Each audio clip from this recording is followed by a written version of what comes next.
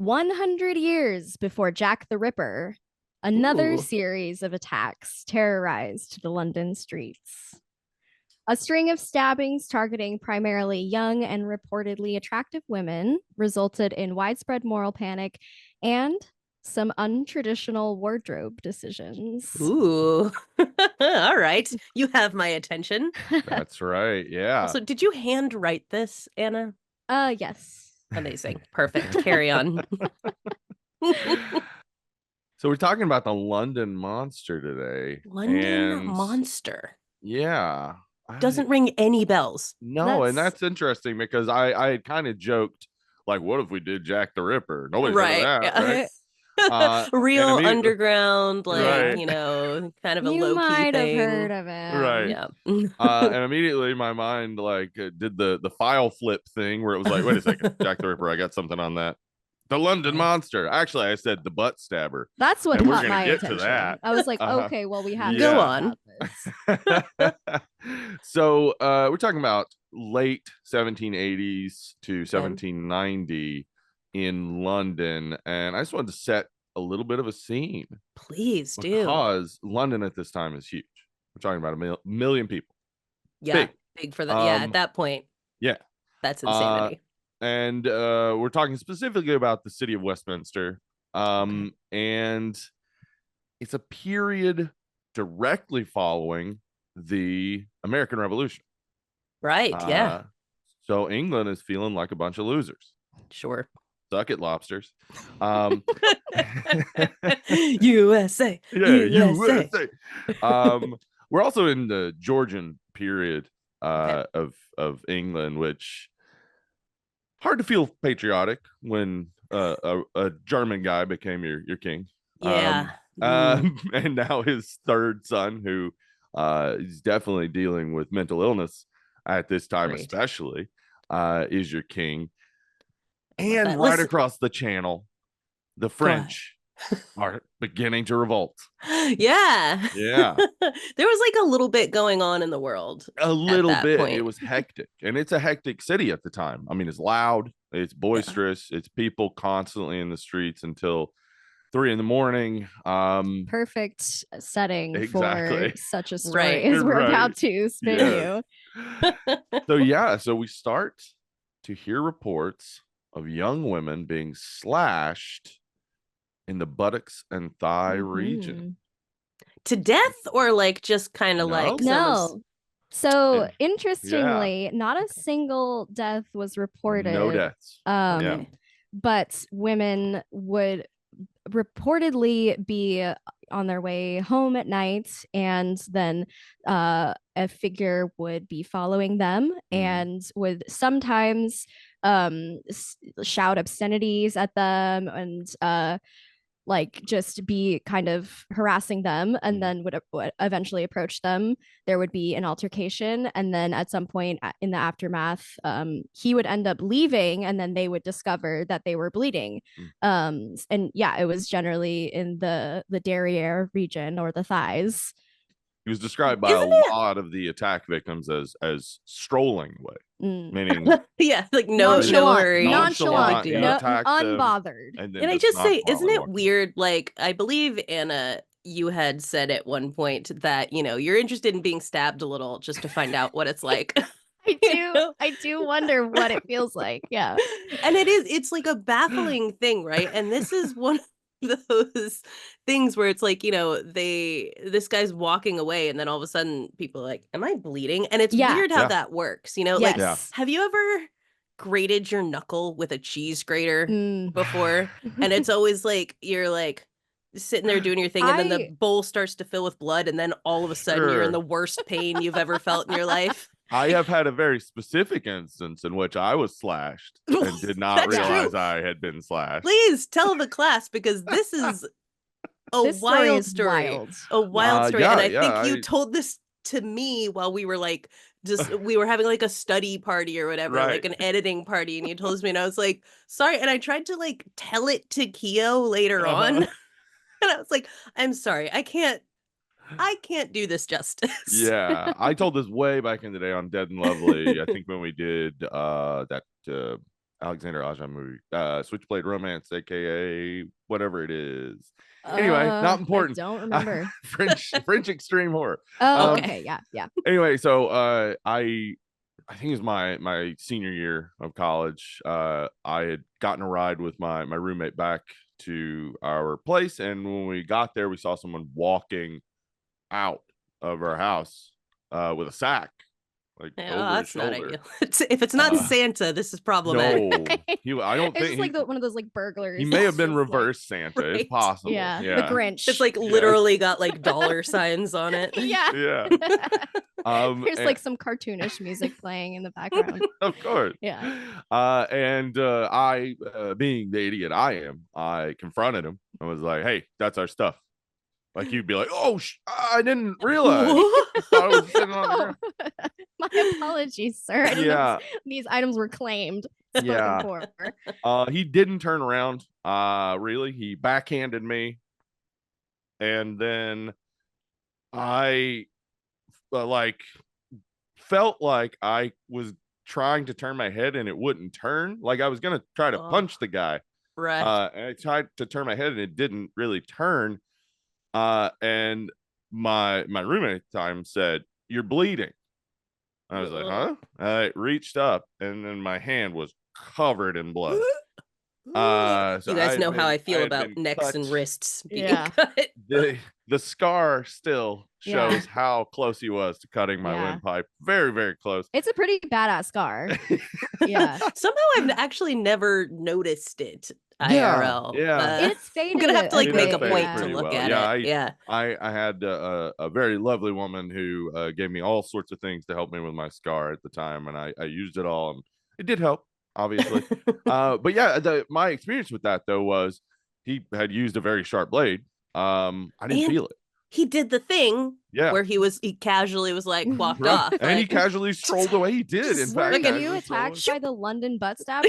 Holy shit. Right. He's a time traveler now too. He's still at large. It's a time after time situation. Have you guys seen Time After Time? Yeah. This Mark did this for a video rant, which Keo had actually put in the wheel. And the premise of this is that what's his face? Is it H.G. Wells? Like, I think it's about H.G. Wells, and he actually builds the time machine, right? Okay. Yes. And goes to future San Francisco, like 1970s San Francisco. It's a funny premise. What? It's a funny premise. I like the premise of the movie. But like Jack the Ripper goes too. Okay. Yes. So now he's pursuing Jack the Ripper in San Francisco. Very YA novel. It does, but it's not a YA movie. Okay. I'm pretty sure there's like, I want to say it's like very young. Is it Mary Steenburgen in it? Yeah, and like there's like some very strange sexual things in it, and like it's Malcolm McDowell is in it, and well, is it Donald Sutherland in it? It's been worth watching. It's just very weird. We'll have to check it out. Very weird movie. But anyway, this is what happened to the butt stabber. Obviously, H.G. Wells built a time machine. He came, slashed you in the neck, and walked away. Because he knew you were going to be talking about it. He knew I was going to reveal his secrets. He was just a little bit early. Yeah. So yeah, I mean, I also, going back to that, like the pain and not knowing it until later, I don't have good interoception, and so like I constantly have bruises on my hands, and for the longest time I was like, where are these coming from? And then the other day when I was walking at work, I was walking down a hallway and I smacked my hand on a book cart, and I was like, oh, that's where I have these from. But like, in the moment, I very, very rarely like notice that I've injured myself. So it's like, I totally get, like, you're caught up in this, you're bumping into each other, like you're so full of adrenaline that you don't even notice until you start to feel like the after effects of well, and it seems from the majority of the attacks that he wasn't trying to damage them. Like he was more trying to damage their clothes, it seems. Or there's another. Well, we'll get to that. Okay. Yeah, we'll get to some theories as to why this may have We'll save that. Right. So a lot of these attacks keep occurring for the next couple of years, and including on the night of the Queen's birthday, like 5 different attacks occur. So it's ramping up, and the papers are covering it, and we get to enters a man who has particular interest in this for some reason. John Julius Angerstein. John Julius Jingleheimer Schmidt. Jingleheimer Schmidt, yeah. So he's a London, he's a businessman and an underwriter for Lloyd's of London. Okay. He had come as an immigrant from Russia, and he seemed to generally have been a good guy who was trying to do positive things. He was anti-slavery. He saw this going on and he wanted a solution. He wanted what was his last name? Angerstein. And he was from like Russia? Frankenstein, but even scarier. This is what we were talking about earlier. Yes, I was going through this earlier because I can't figure out I like where did that come? Did he change it at some point? The likelihood is not that his name was John Julius Angerstein. Yeah. Yeah. Well, it's also possible because Russia at that time, whenever what's his name? Peter the Great had taken over the throne, he established French as the language of the court. And so it's possible that because Frenchness and Europeanness was more popular in Russia and more in vogue, that he may have been named John Julius. Angerstein would indicate potentially that his family was Jewish. Yeah, I would imagine, but yeah, I'm not sure. Yeah, hard to say. Yeah, I didn't really find a lot of history about his family. He had just kind of come. There's a lot of suggestions that he was the son of Catherine II, which has been disproven. He definitely wasn't. I was gonna say that feels like maybe a stretch, but okay. And his family believes that his true parents were the Empress Anna of Russia and a London businessman. So not even his family doesn't know his history. So where did this guy come from? Are they sure he's related? He may be a time traveler trying to stop. He just like showed up on the door one day and then he's like, I am your son. And they were like, oh, okay. Oh, cool, dude. Whatever you say, guys. Sweet. Sounds good. Come have dinner. We've we've got a stew on. In his attempts to help, may have actually made it a lot worse. He probably did, because yes, he kind of set forth this like hunt for the London monster, which because he put out a 100-pound reward for anyone that could deliver up this guy. And as I said, there are a lot of veterans of the American Revolution out there on the street with PTSD. Yep. And also a ton of pickpockets. And it became very advantageous to those pickpockets to say that guy's the London monster because it distracted people. Mm-hmm. Right. Pick their pockets. Nice. So monster attacks go through the roof because now so like people like, sorry, no, go ahead and finish that before I ask a question. Well, now suddenly, at the very least, claiming a monster attack makes it possible to pick some pockets. Right. But as well, supposedly the monster only attacked young, attractive women. Right. So that's now a potential for some clout chasing. Yeah. If you want to get put into the same echelon as these other young, attractive women who are getting all this attention, you've now been attacked by the London monster.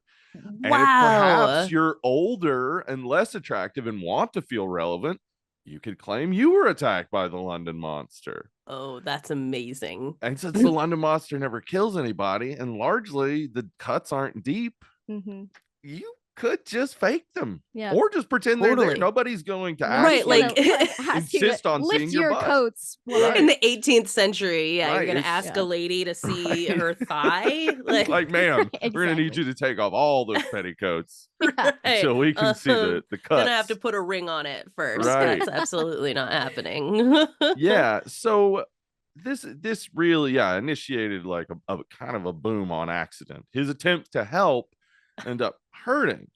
Right. But that's, he's still pursuing. He's still trying. He is still putting it out there, trying to actually solve these cases that were kind of being ignored. Because at the time, the police force is tiny. Yeah, I mean, he was Right. interviewing these victims and asking, like, gathering data, really on, putting it together. yeah, like, And the he's just types some of, guy. Like, he's Just some guy. influential, but Yeah. he's just some guy. Just some dude. Yep. Yeah. So Okay. he started taking down descriptions of, from these victims, and Which started are to never find the same. exactly that Right. they're Never describe the same person. sometimes he's described as very short, sometimes he's described as very tall, sometimes he's described as wearing very fine clothes, other times he's in rags. Yep. So there's really no baseline that's consistent Yeah. amongst all of these stories, except the stabbings. But even then, it wasn't always the same type of stabbings, which is kind of atypical Right. of a serial attacker, Right. because at times he would apparently have knives attached to his knees and would knee women in the butt. And then other times he would apparently have like a bouquet of fake flowers, a nosegay Ooh. that would have some type of pointed object in there that he would trick women into smelling, and then stab there them you in go. the face, which is again completely different type totally of, different MO. Yeah. And all seems like so elaborate. Like, right. Because those initial stories you were talking about seems like very opportunistic. Like all you'd have to do is kind of walk by with your arm down. No one would notice it, much like you do pickpocketing, Right. Well, like, and that where is one your theory hand is. regarding this, is that in fact it was just pickpockets trying It's to just cut trying their to get pocket. wallets out or whatever. Yeah. Totally. That makes sense. But everyone believes it's a person. It's Sure. one single London monster. So when Anne Porter comes along in June of 1790 and claims that she spotted her attacker, she was a victim of the London monster in St. James Park. She sent her boyfriend John Coleman to pursue him. Okay. It turns out that this man was 23-year-old florist Rennick Williams, a Welshman. Oh, not a Welshman. Yeah. Oh no. Rennick he's a florist. He makes artificial flower bouquets, which people connect, of course, with the bouquet attacks, etc. Yeah. Right. Yeah. And he's Welsh and nobody likes them anyway. So exactly. Yeah. Well, that's helpful. And yeah. he was poor-ish, Yeah. not like, I mean, not like, not wealthy. Not father wealthy, had his father and his family had moved to London, as his father had gotten a job as a chemist. And then his father died 5 years later, and his brother took over the job, the position. And their family was kind of struggling a little bit. Rennick Williams had been a ballet student in the past and was now working as a florist. He worked until late into the evening, which is why he was also suspect somewhat, because he was always getting off work around 1 o'clock in the morning. Also, everything that you've just said has said gay. Yeah. His sexuality was definitely called into question. For sure. Both. I'm like, all of this stuff to me, I'm like, so you're talking about a guy that probably everyone was like, that's a homosexual as well. Yeah. Well, I mean, and by the way, ballet at this time was considered deviant. Right. We don't have to get entirely into 18th century England, but so yes, he's and a lot of the attacks as well had taken place in and around the area that he worked. Right. So not necessarily a tie, but people were definitely interpreting it that way. Right. Yes. Yeah.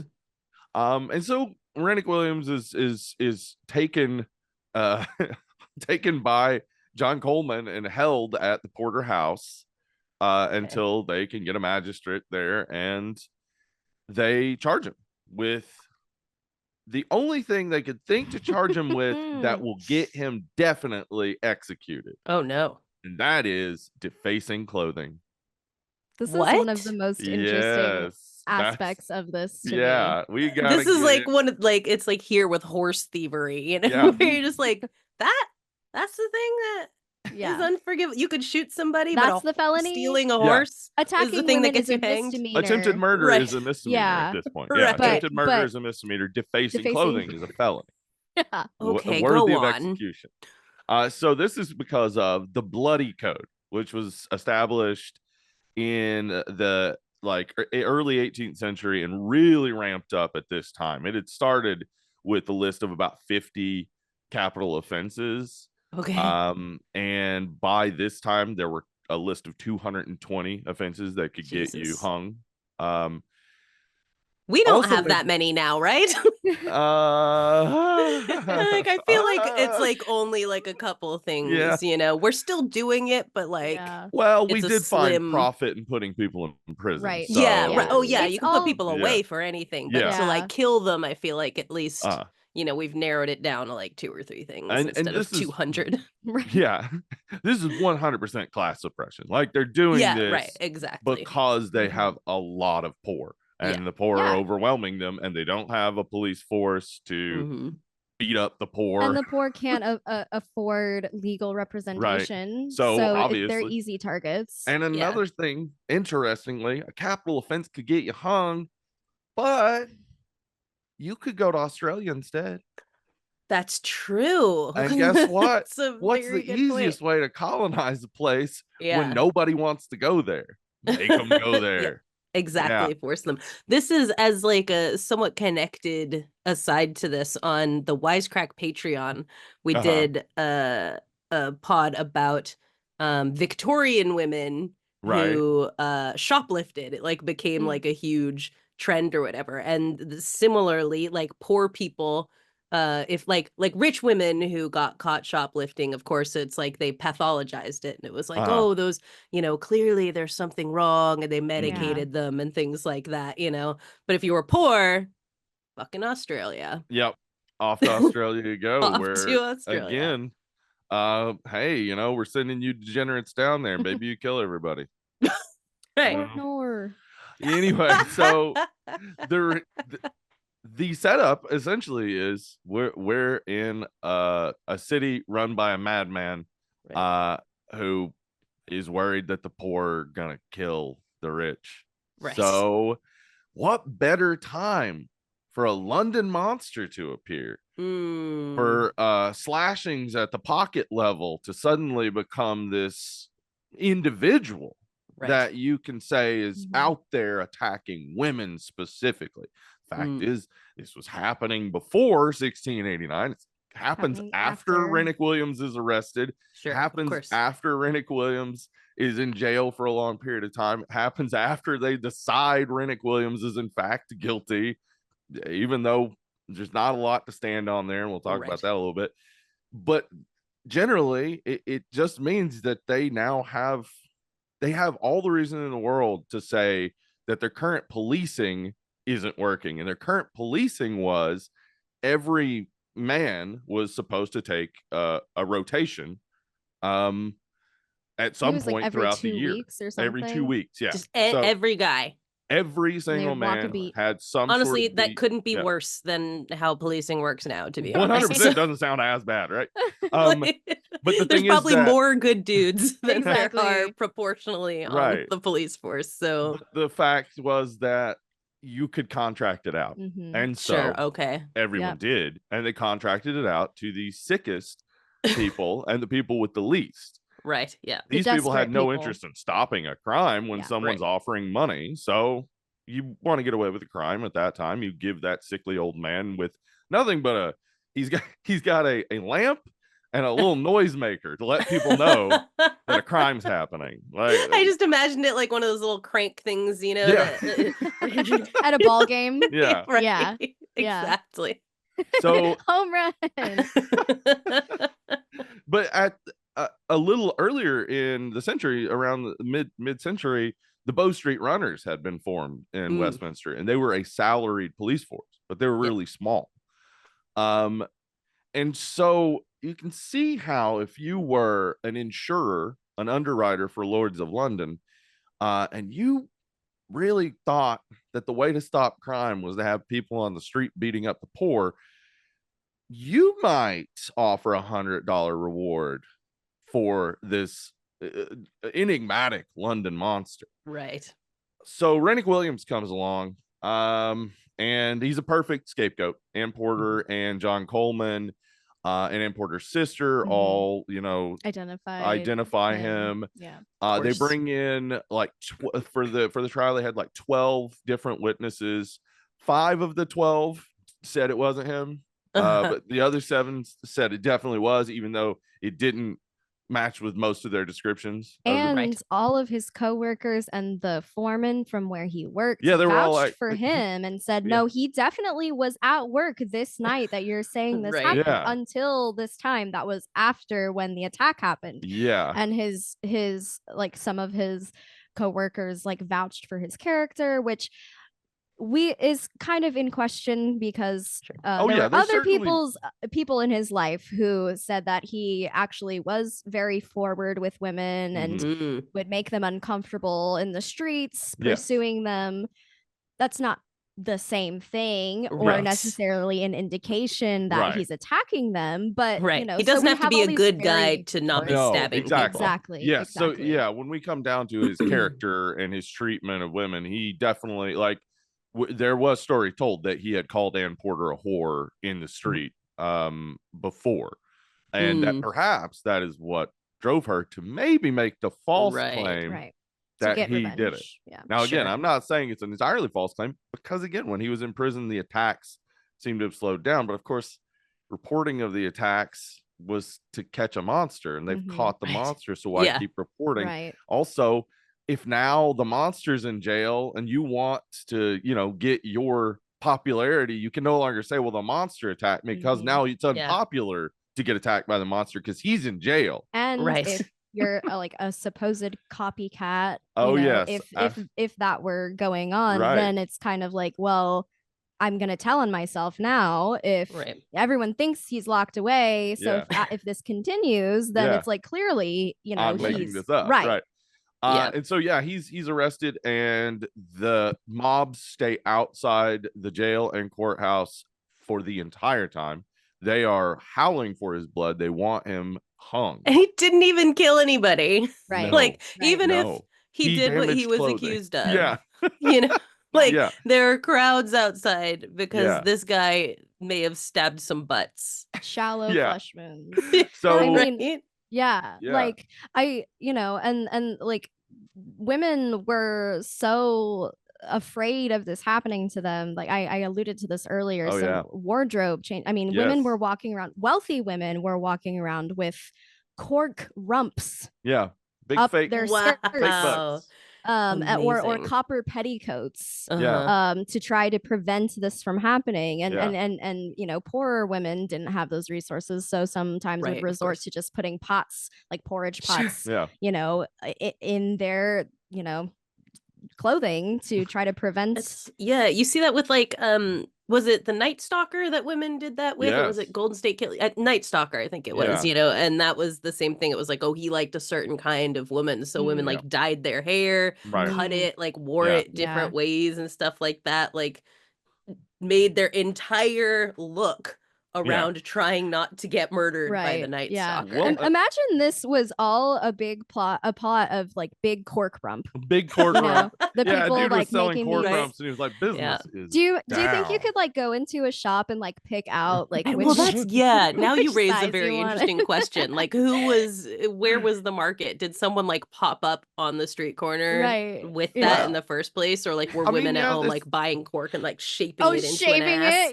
Like let me sculpt this. You know, I mean, ass. What else did they have to do? If you were like privileged enough to be worried about this, you know, then maybe you're at home making cork butts for you and your friends. You're having little parties. Fashion decisions become a fad too. Like, you know, the fact that like everybody's doing this, like if you aren't doing it, you're saying like you're putting out there like, I don't think I'm young and attractive.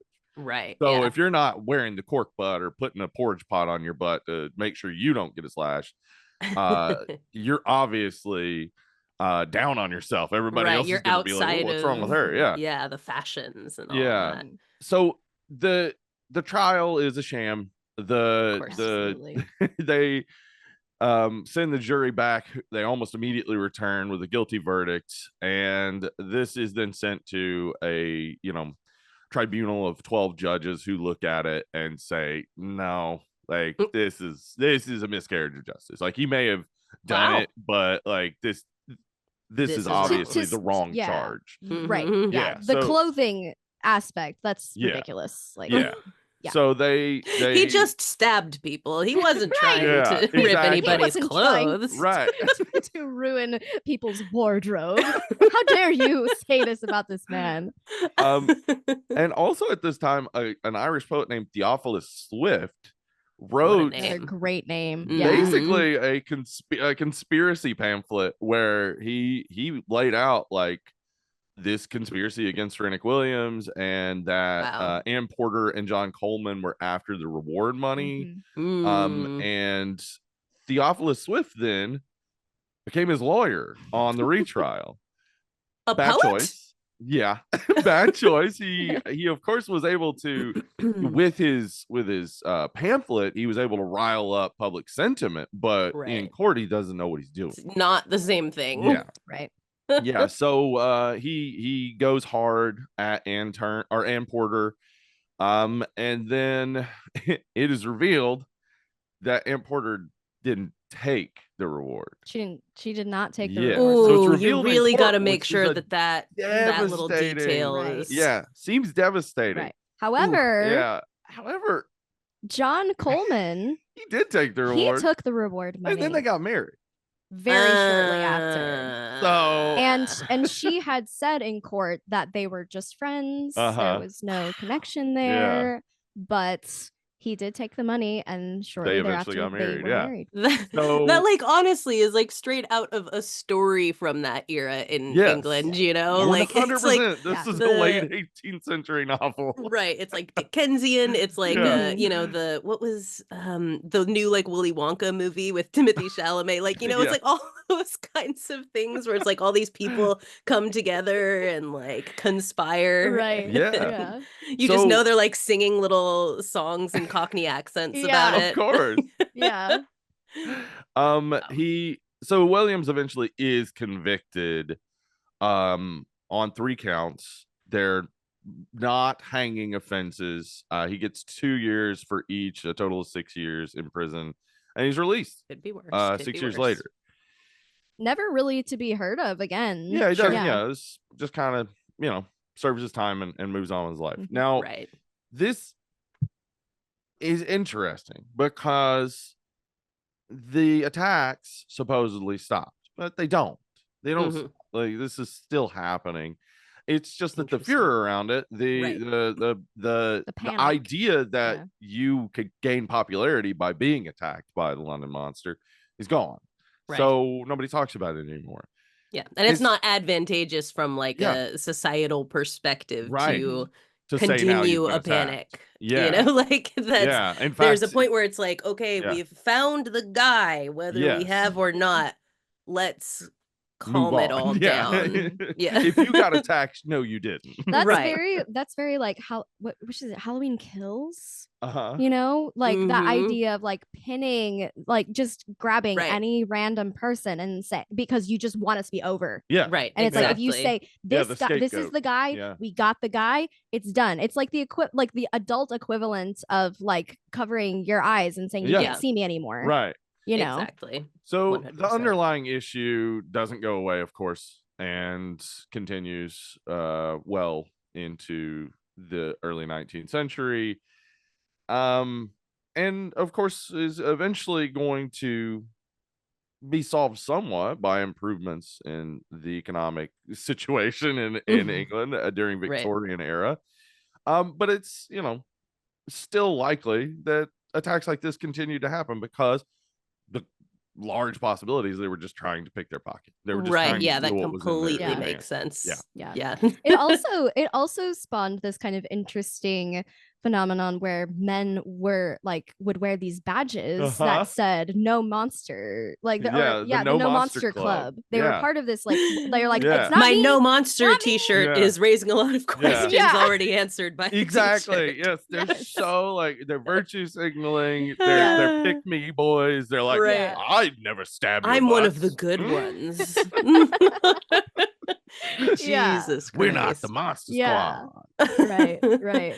That's Yeah. amazing. Another like idea or I guess theory of like what this guy was doing, this guy that this nebulous idea of this monster, was that he had this inclination, I guess, called peakerism. Yeah, it's a paraphilia.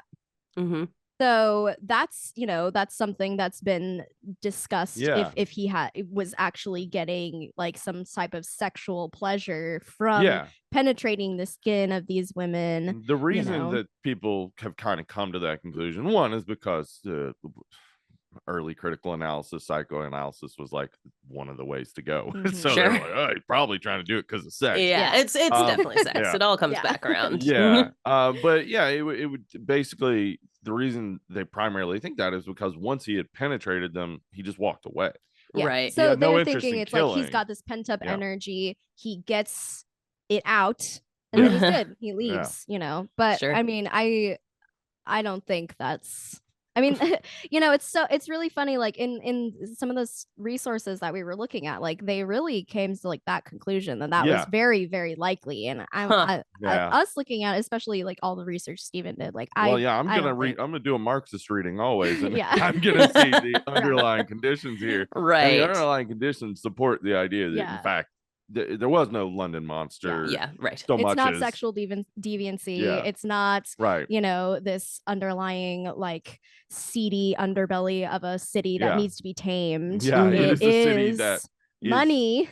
A city with vast wealth inequality and wealthy people who want a police force to keep the poor down, and in fact they'll get it. And it works. And it works. And cool. Later we'll see it the same with Spring Hill Jack and Jack the Ripper. I mean, we know Jack the Ripper definitely existed. We do know that. But the use of their crimes as a way to increase policing. The idea that you need more police, more policing, and that will stop it somehow. Well, also sort of stop talking about it in the press, and boom, it's gone.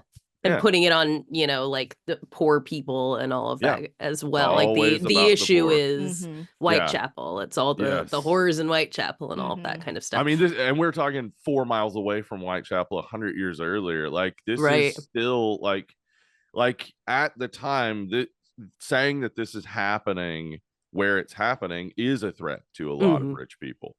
Later, when you say it's happening in Whitechapel, it reinforces the idea that the poor are degenerate. Man, and of course there are theories about, we don't have to get into Jack the Ripper, but there are theories about Jack the Ripper being a nobleman and doing that specifically because, it was a poor area and he'd never be suspected of ever being there. Exactly. There's even like a prince who is suspected of being Jack the Ripper.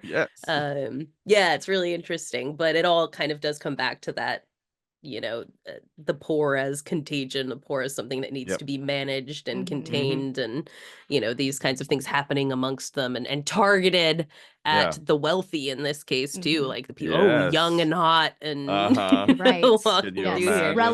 and the idea desired. I mean, almost always you can say, look what they're doing to your daughters, and whatever it is can become illegal.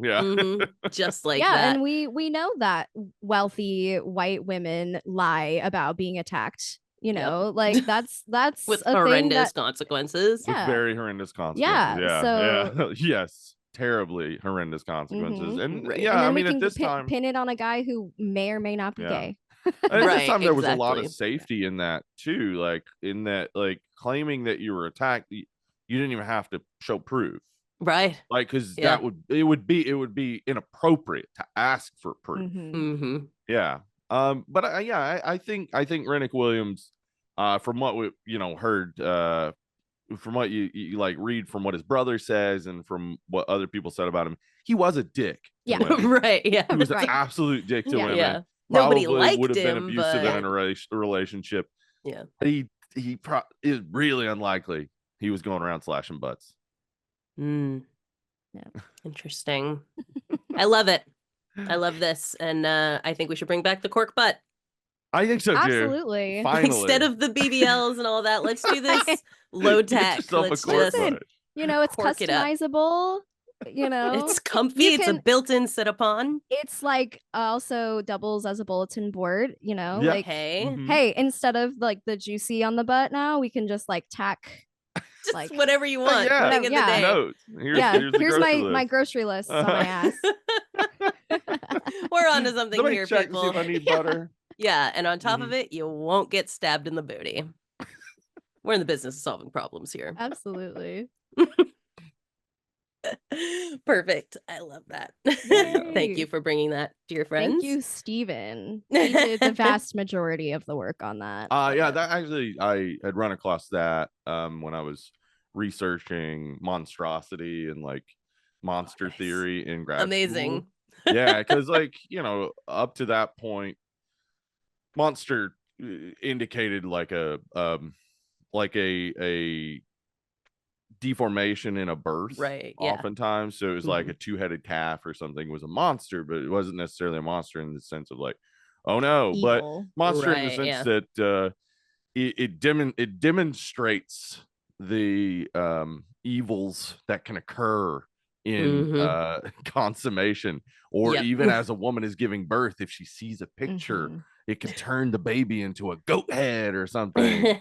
Or in So- the case of our state cryptid, the Jersey Devil, when Mrs. Lead curses because she's had too many kids and she's like pissed about it, and then she's like, let this one be a devil, and then it transforms into a weird goat head winged thing and eats all her other kids and flies off into the Pine Barrens. So crazy how like that just doesn't happen anymore. It's so weird, right? You should like, try I don't know it. why. Somebody should try it out there. When you're about to give birth, just yell like, let this be a devil. Just see what the fuck happens. Right. It is interesting though that like, it's not quite the same thing as like the changeling child, right? The deformities brought as monstrosity or whatever. But just on that note, I do think it is incredible. I've probably brought this up before, but one of my favorite pieces of like folklore knowledge, I said this on Blue Sky and it like everyone went bananas, that the chupacabra is new. Yeah. And that we have only had the chupacabra for like 30 years now. Right. Yeah. And it's like inspired by species, right? Inspired by species, right? Like some lady watched Species, had like a weird nightmare about it. I saw this thing sucking goats. It's crazy. Right. It's bananas, and lived in an area where people's like livestock were probably getting picked off by like wolves or whatever, something very normal. But then everyone started being like, no, it's definitely the chupacabra. And within like a year or like a year and a half, there was an X-Files about it. It was so the quick. first thing I thought of when you brought up the chupacabra was that episode. Right. Yeah. And it's like right after this I thought so that interesting. Because it's like sort of considered like a Southwest United States kind of thing, and like, Mexico region. And so I had moved from Massachusetts to California, and I just assumed that I had never heard of the chupacabra because I was from the other side of the country. I was like, oh, this has clearly been around forever. And I'm only just now hearing of it because I lived somewhere else. And it is wild to me.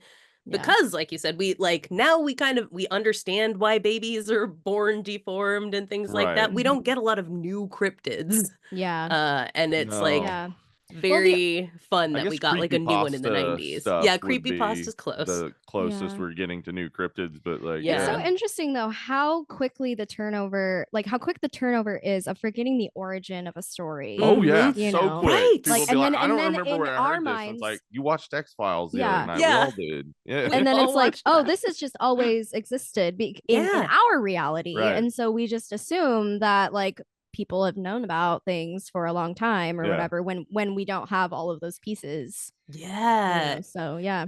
I mean, this is what makes folklore so interesting. It was a field that I considered going into in my like academic life, but like because there's just so much to that, there's like the meanings behind it.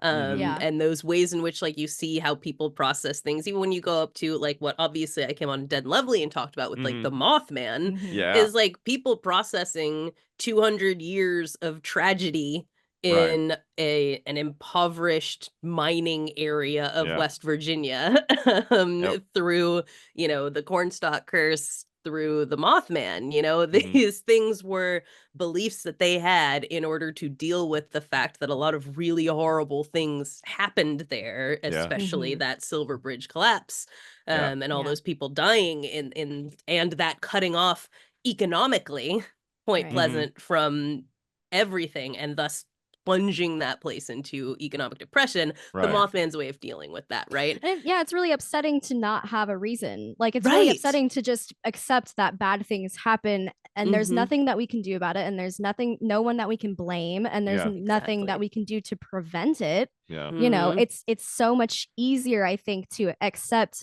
that, oh, someone or something did Yeah. this to us, Oh, and yeah. now we have a target for all of these emotions This that is we're yeah. feeling, Yeah. you Yeah. know. That's the It's this source of tons of conspiracy I was theories just Yeah. gonna and say the same creations of thing, yeah. monsters. Yeah, it's just Yeah. always like, how can we take control of this? If Mhm. we can, Right. if we can put like defining limits on. And in fact, that it is psychologically what you're doing is exactly right, because the monster patrols the borders of definition.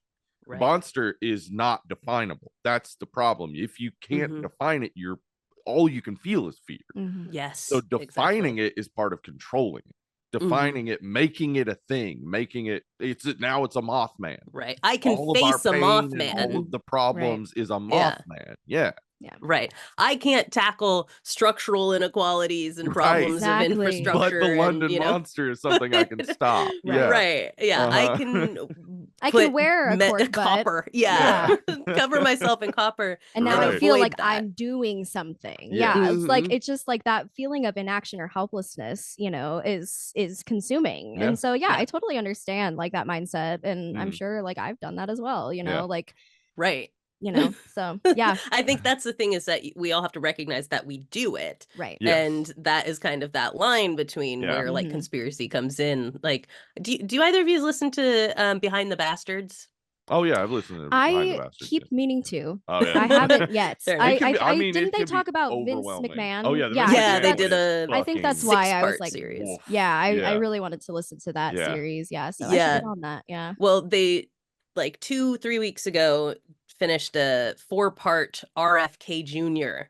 series, Oh, okay. which is fucking wild on Yeah. Yeah. so many different levels. Like, Yeah. the guy is like the perfect intersection of like total weirdo, like mild sociopath, Right. and like extreme rich person bubble, you Right. Mm. know? So Yeah. that like his entire life is either the weirdest thing you've ever heard or the most evil thing you've ever Right. heard, and Okay. like Yeah. every now and again those things intersect. Yeah. But he was obviously one of the like forefront people of like anti-vax stuff, and still is like he is Yeah. very much about that. And that's like that same kind of thing where it's like, when all of this shit is going wrong, and if you're a Kennedy Yeah. Yeah. who like, and you're one of the only ones that like Mhm. no horrendous tragedy has befallen you, Right. while Yeah. everyone else around you dies and has horrible things happen to them. Yeah. It's like he thinks, because he has maintained a certain kind of healthy lifestyle, and because he doesn't let vaccines touch him, and because he runs and takes his steroids every day and all Right. that like this is why he is the surviving Kennedy. And so you just have to like live like that, Mhm. and you outrun fate in Yeah. that Yeah. way. And that's kind of like, it's just he is such a clear little microcosm of how conspiracy works, right? Yeah. Like Absolutely. you get why Yeah. Mhm. when you come from a family that seems cursed. Yeah. It's It's a you would desperate fight ploy that. for control Absolutely.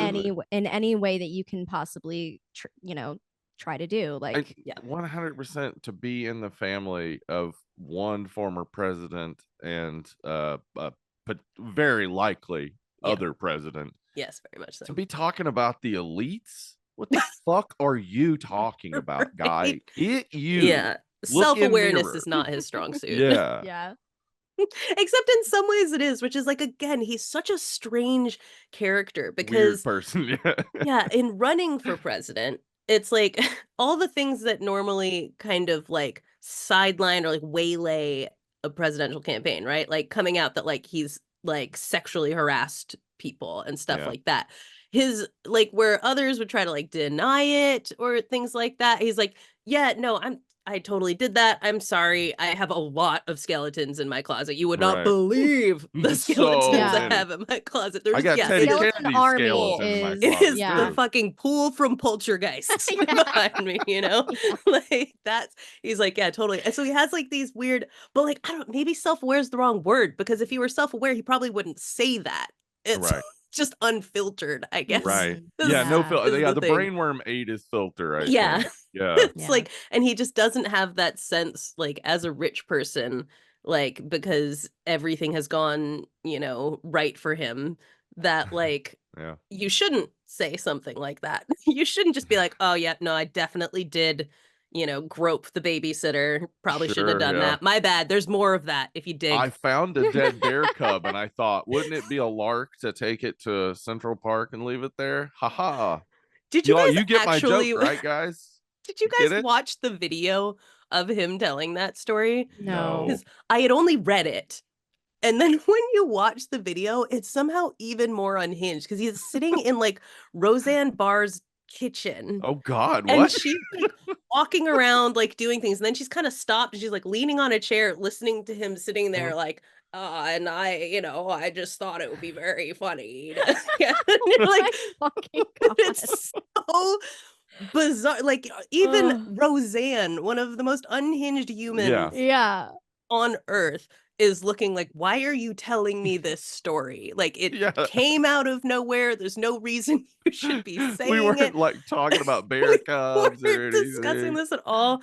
And it's just so bizarre because he talks about how like, you know, he had done this whole thing or whatever, and then like it came out in the newspaper or whatever, and then he was like, oh shit. And you're like, yeah, what you think was going? Why did you stage it as a dead bear riding a bicycle? Jesus fucking Christ. Like what? Or that it got hit. That was the funny thing, was that it got hit by a bicycle. Not even like it would have been funny if it was like he tried to pull a circus bear thing or something like that. But like just what's the joke of someone hit a bear with a bicycle and left the bike? Yeah.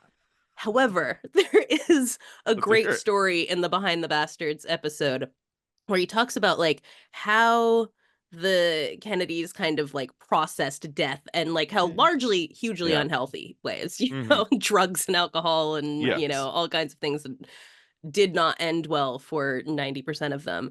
But some kind of funny and healthy ways, including that RFK and his cousins would like go and like when cars were sort of slowly moving by, they would like hit the back of the car, and then one of them would like jump in front of the car, and then they would pretend that the kid had been like killed, and they'd run up to the driver and go, "You killed another Kennedy." That's honestly kind of iconic. That's kind of iconic. I am not gonna lie.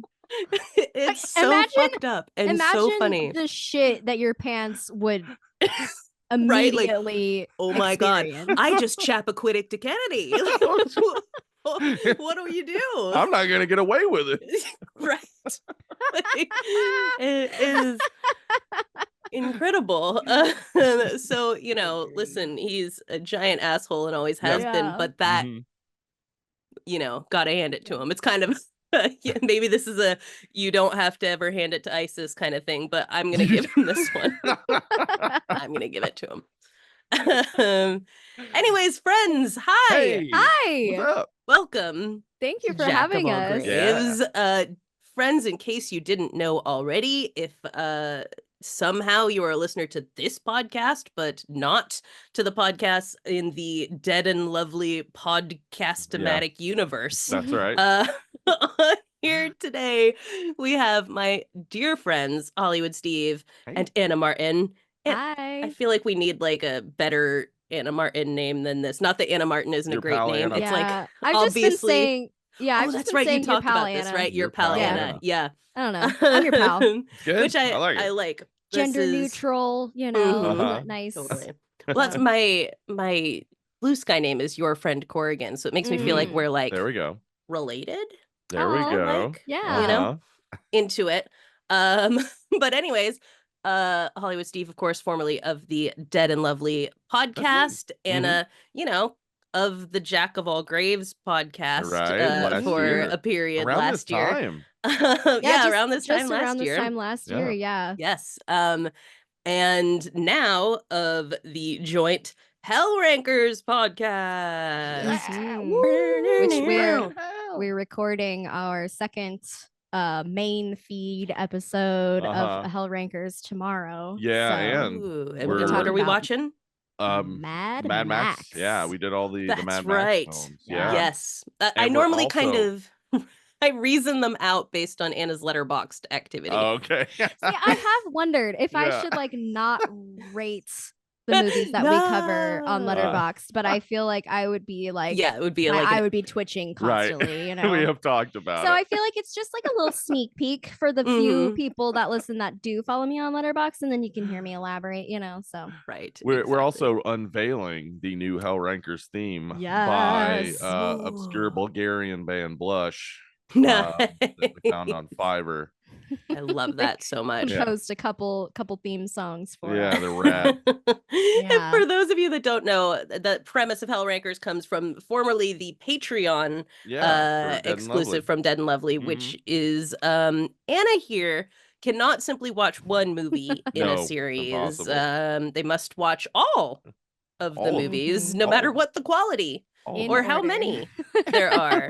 And so as such, and I believe you said this started with Leprechaun, right? This started with one of our watch-alongs. Yes, Joag, it started because of Joag. Yes, Hellrankers exists because Joag exists. Absolutely. That helps me to not feel so sorry about the fact that you watched all of those Leprechaun movies so that we could watch something good came out of it. Yeah, Leprechaun in the Hood or whatever we watched. Yeah, it was in the Hood. Yes, which is the fifth or sixth one in the series, and I was like, well, there's no way in hell that I'm gonna jump in the middle.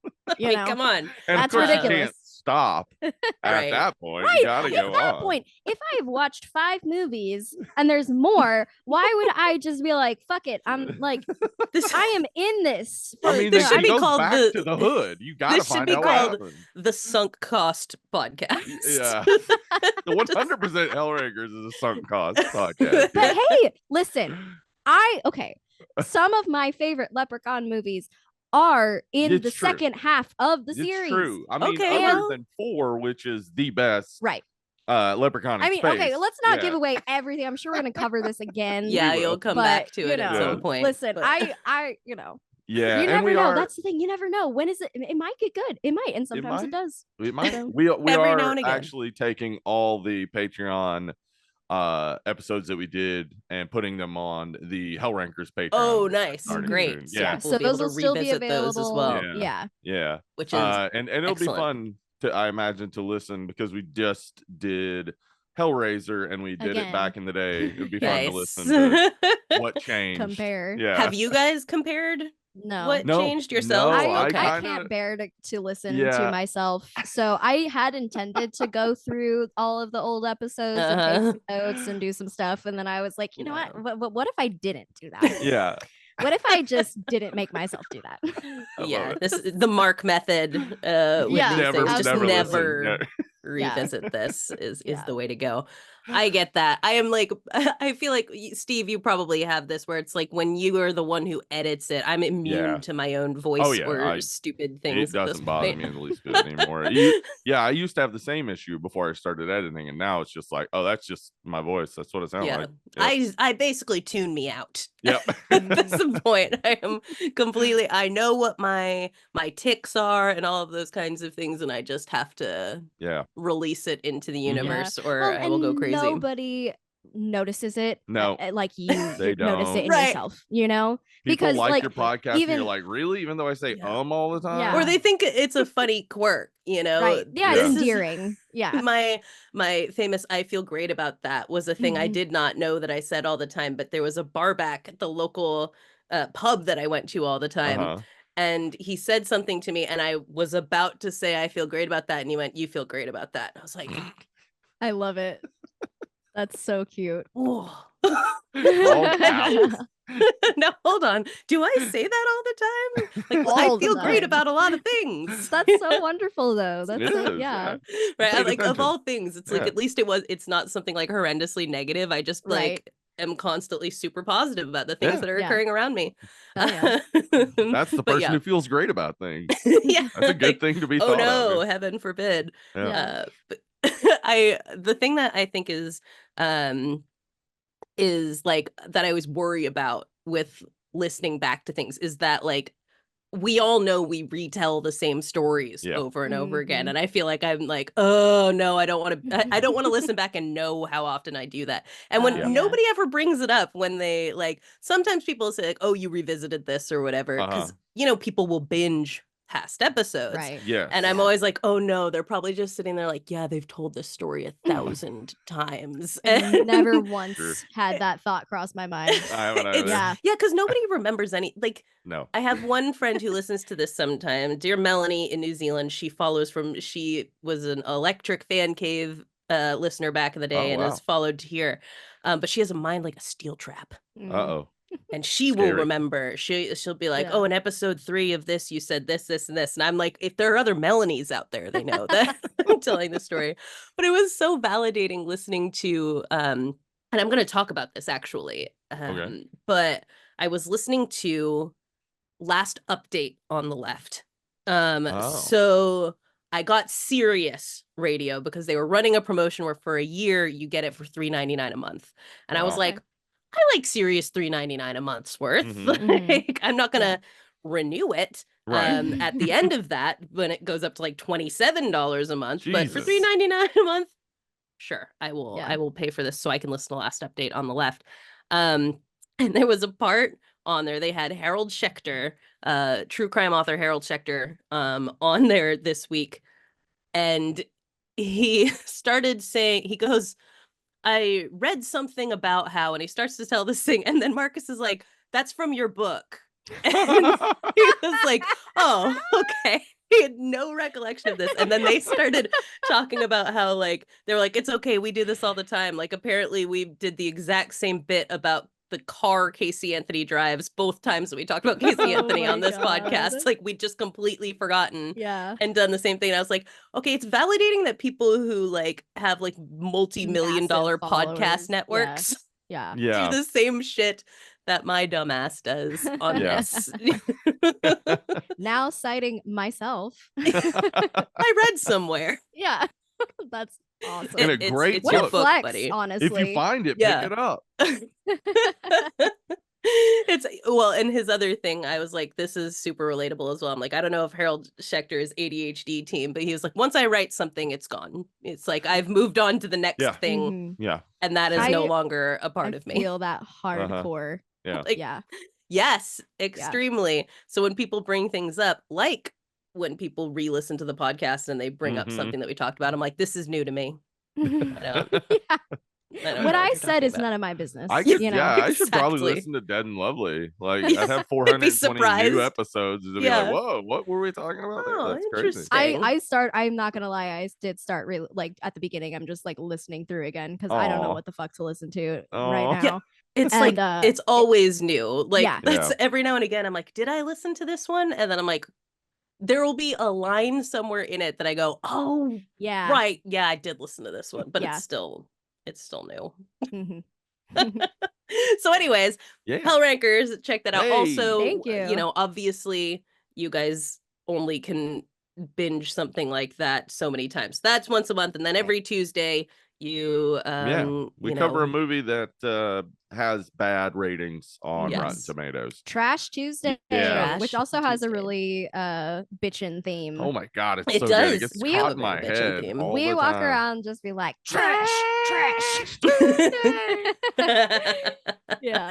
So which so good. yeah, we're gonna be doing. Wait, I guess we haven't decided what we're doing for that next. Yeah, we're definitely gonna be letting patrons pick in the future, but so far we've done Ghost Shark, which is 10 out of 10, not trash. This Don't know has what they're been talking about. let me tell you, the journey for me has really been something with this podcast. Yeah. Yes, and I'm like... so interested to get when we were talking about what we've watched. We'll get to this because as a result of this, there were some that I'd already seen. Yeah. I Know Who Killed Me was our second one. Right, and we did that as a watch along. Do a watch along? Yeah. Yes. Yeah. Mm-hmm. So and I'm always familiar. stoked to watch that movie. Yeah, that is the definition of trash piece right there. Absolutely. But as I said on the Joe Hag fan cave, I watched Ghost Shark and then had a nightmare about it. Yeah, I had a whole ass nightmare about Ghost Shark afterwards. I was like, what the fuck? The horror movie did like the horror movie thing that so many of us are now just totally immune to. Yeah. And then it's like the most something random like weird that. movie. Yeah, like I feel remember like Ghost Shark, it explores a lot of the areas where a ghost shark could possibly appear. Right. You know, like it was the inevitability. Hose, glass of water, etc. It was the final destination of it. Yeah, that you could not really run from Ghost Shark because eventually you will need to be near water. You start sweating because you're afraid of him. Boom, Ghost Shark comes out of your pores and eats you. Yeah. Exactly. Like there is, I think that is where my brain went with that and caused that. And then this week, we'll discuss that I watched Wild Wild West. Yes, oh god, that we covered last week. Yeah, that was. I loved the song so much that I just felt like the movie couldn't be that bad. Yeah, but it is. It is that bad.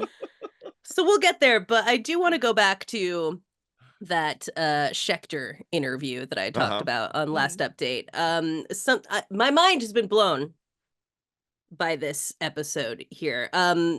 This episode, basically what they do with last update on the left is they take something that they have already talked about and revisit it, whether that's like, there's more information about it now, or there's corrections or things like that. So they've obviously covered H.H. Holmes. You know who H.H. Holmes is. Yeah, of course. Murder house guy, right? Mansion. Right, the murder castle. This is, oh boy, I am about to scotch this so hard and it's crazy.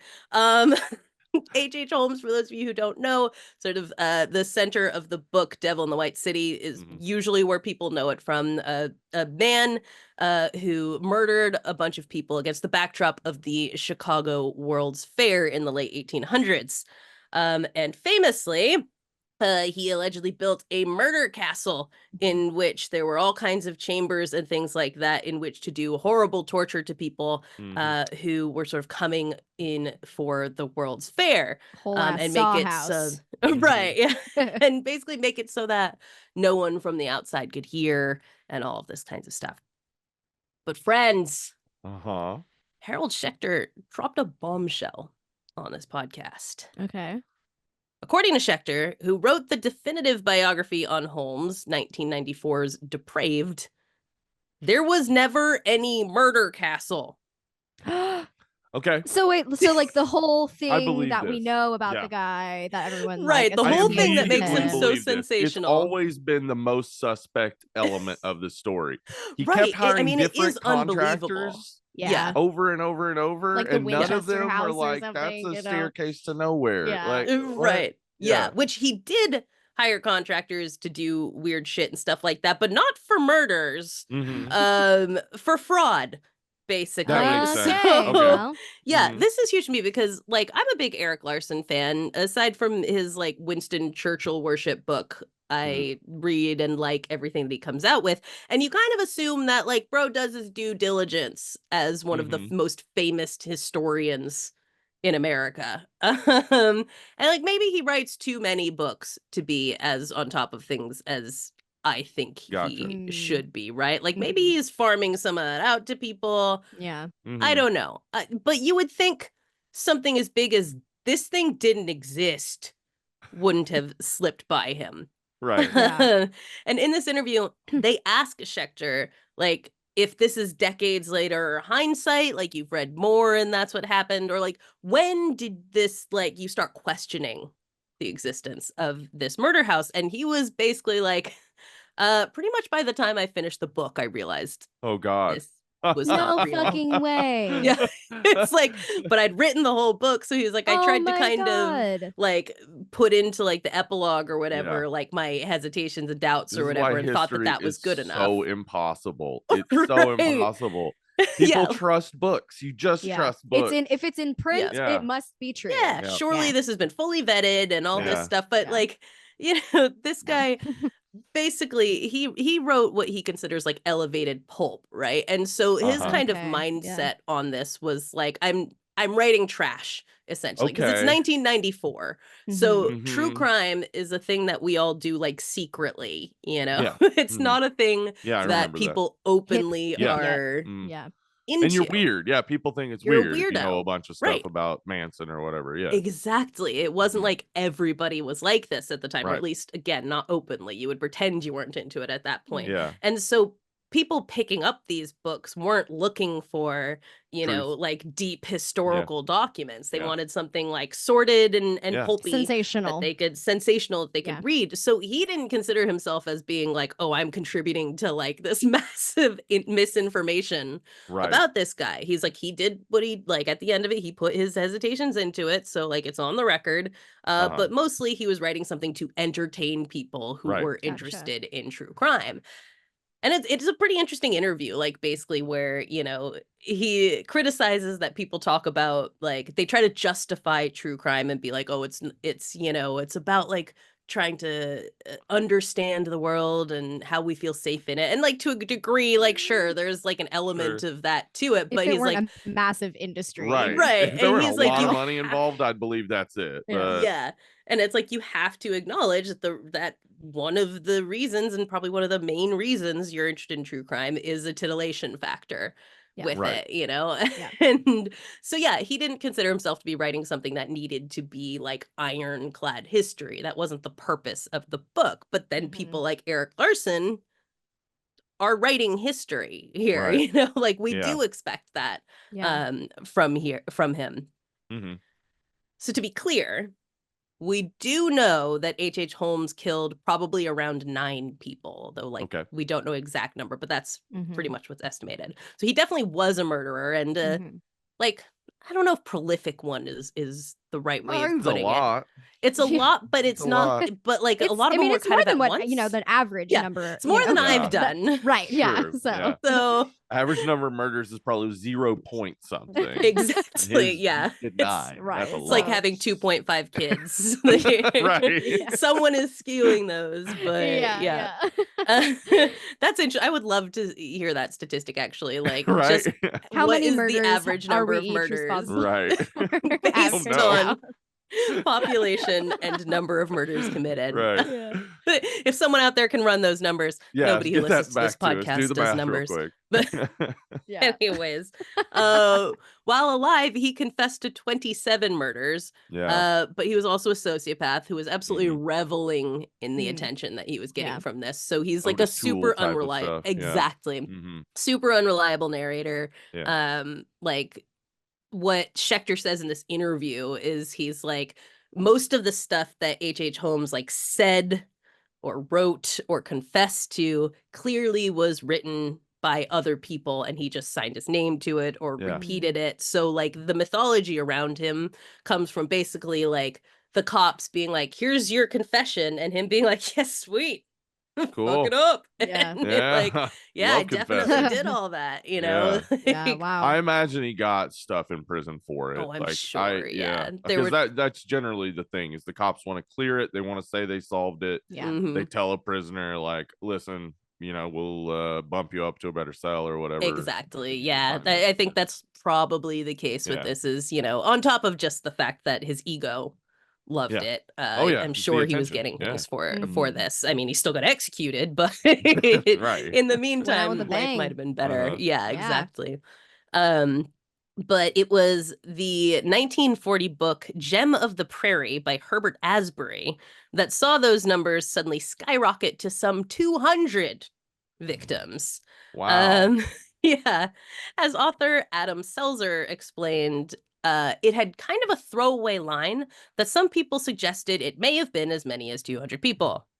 Hmm. Nobody had actually suggested that, in fact, but thereafter, everybody else who retold the story threw in that same line until Yeah. people started deciding that that was a real Yeah. estimate or a It's real kind of like a game of possibility. telephone 100%. almost, you know. Or Yeah. like the Yeah. Wade Boggs story.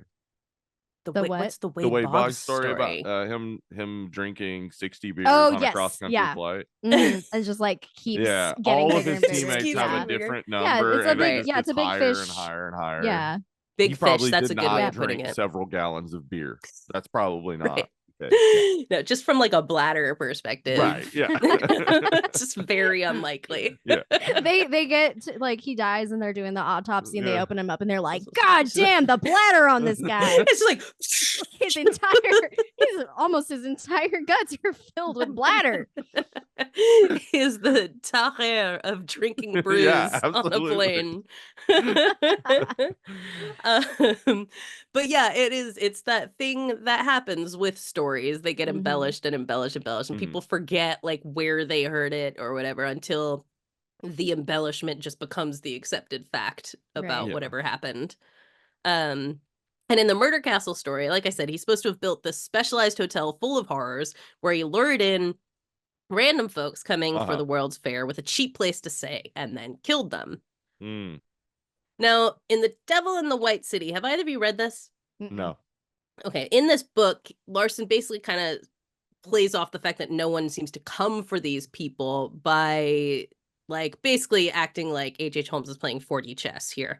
Like he is Yeah. picking out the People no one less would dead care. kind of people, Yeah. the people that no one would They care. have no So family Right. or whatever. Yeah. right, they're coming from long distances. You know, these people are coming from all over the Midwest. They're coming from out west, searching for jobs. They're young and anonymous and all these things. And so they go out there. They don't tell anyone that they're coming. They're like, I'm going to search out a job at the World's Fair. Mhm. And then they disappear and nobody raises any fanfare about it, which is like to an extent, it's believable because that is how like serial killers often work. Like they target prostitutes and they Mhm. you know target drug addicts and things Yeah. like that because you know people The already cops don't think care. they're Yeah. missing and the cops are not going to spend Yeah. any time Yeah. trying Right. to solve those murders. They're like, yeah, Right. whatever.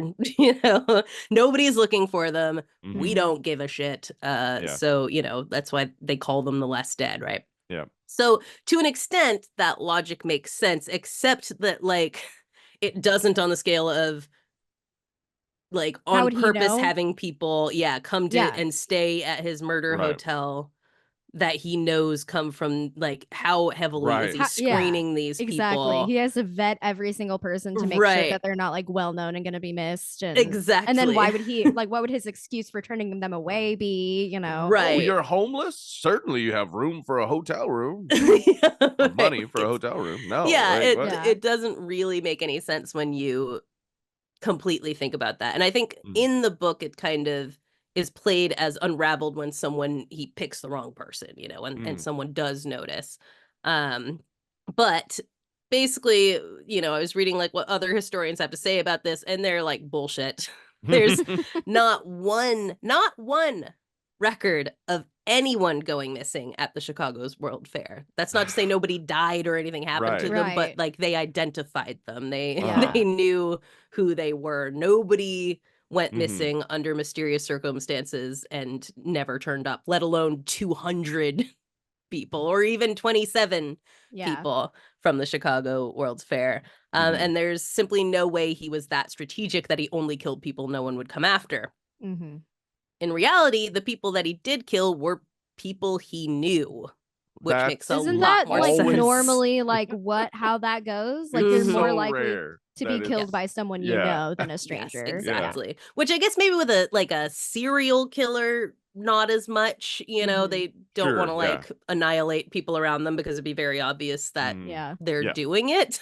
Mhm. But again, we're looking at this through a lens of fraud, which Yeah. makes it make a lot more sense. Mhm. So the hotel, the murder castle here, was not a hotel at all, for one. Okay. The first floor of it was storefronts. I think there was like a pharmacy or something on the bottom of it. The second floor had some long-term apartments. I couldn't tell from what I read whether anyone was living in them or not, but there was space for long-term apartments on the second floor. The third floor, he had considered turning into a hotel, but it was never furnished and it was never rented out to anybody. It was just like an unfinished ramshackle top of this building. So there was no point at which anyone was staying there, a transient person or otherwise. Yeah. And so according to Seltzer, the whole idea was just a vehicle to swindle suppliers and investors and insurers. And that's Schechter's take too. Like, his passion was fraud, not murder. Murder just helped him to commit the fraud. So all of those things, he dabbled. He dabbled, right? Like, that was his side hustle.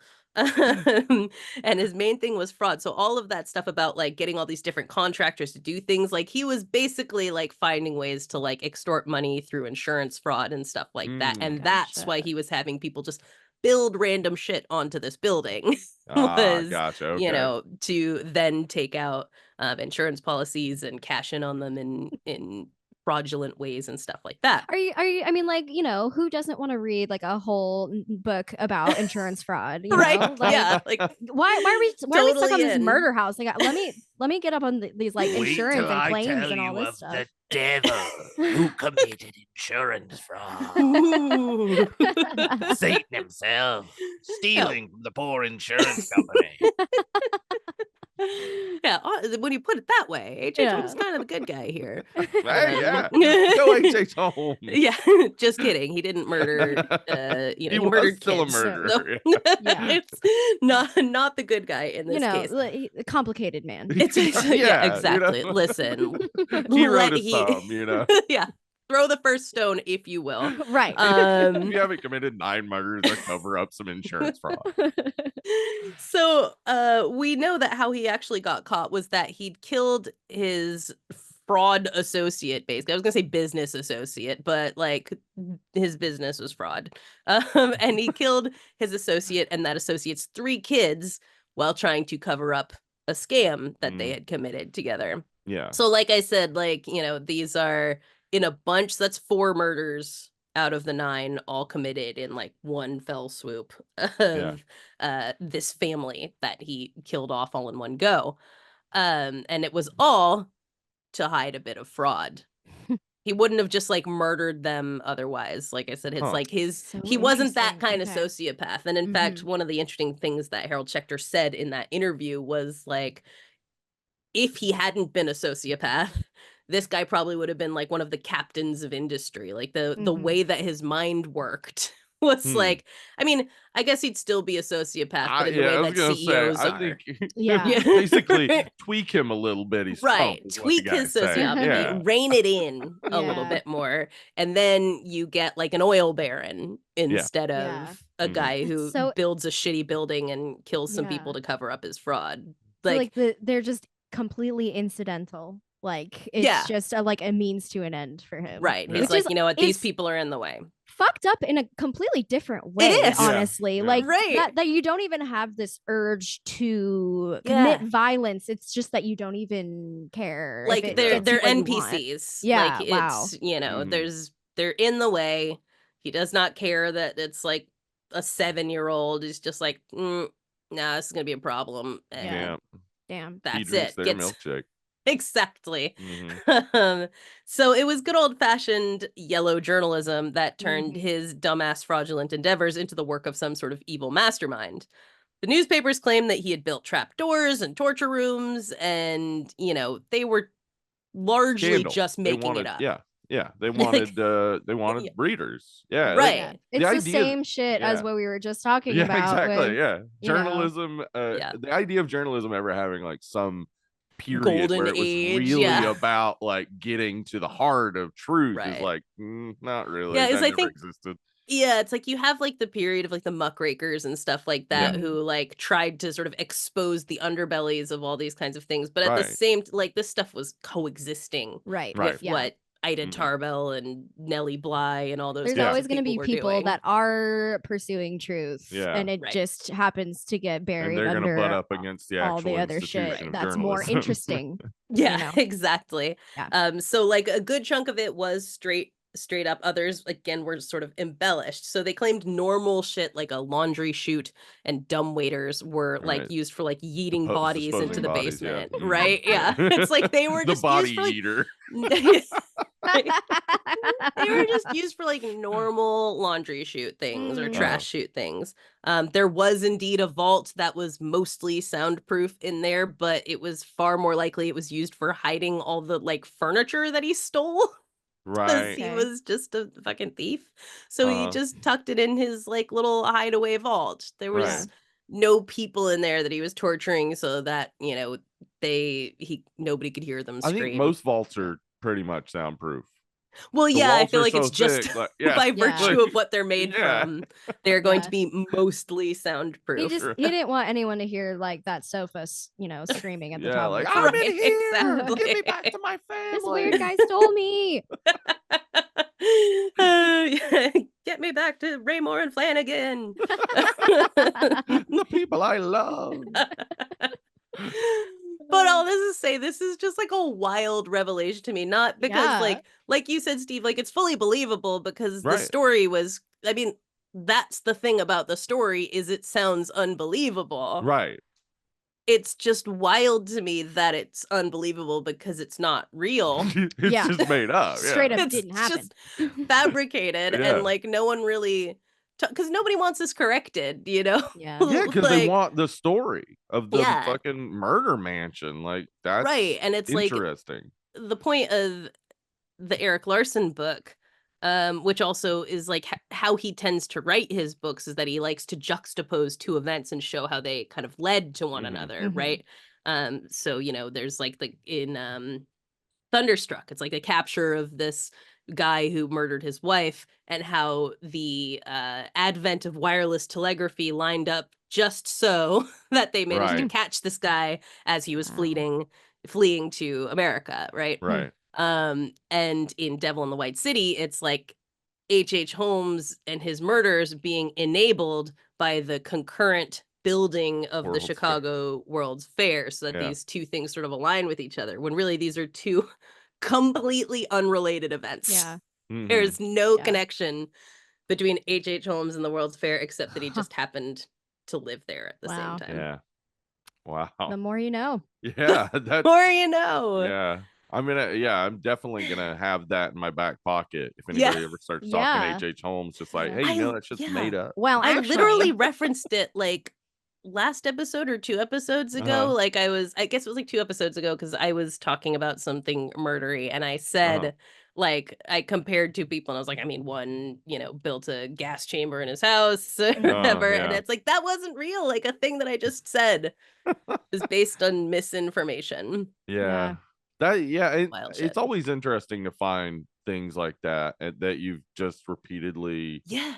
like the talked bystander about. effect type Yeah. deal, you know, where it's like Mhm. actually that none of that was Yeah, the like bystander effect's actually not happening, real, and you most know. people will get involved. Yeah. Exactly. Yeah. Like Yeah. actually the research proved the complete opposite Yeah. Yeah. of that. Uh-huh.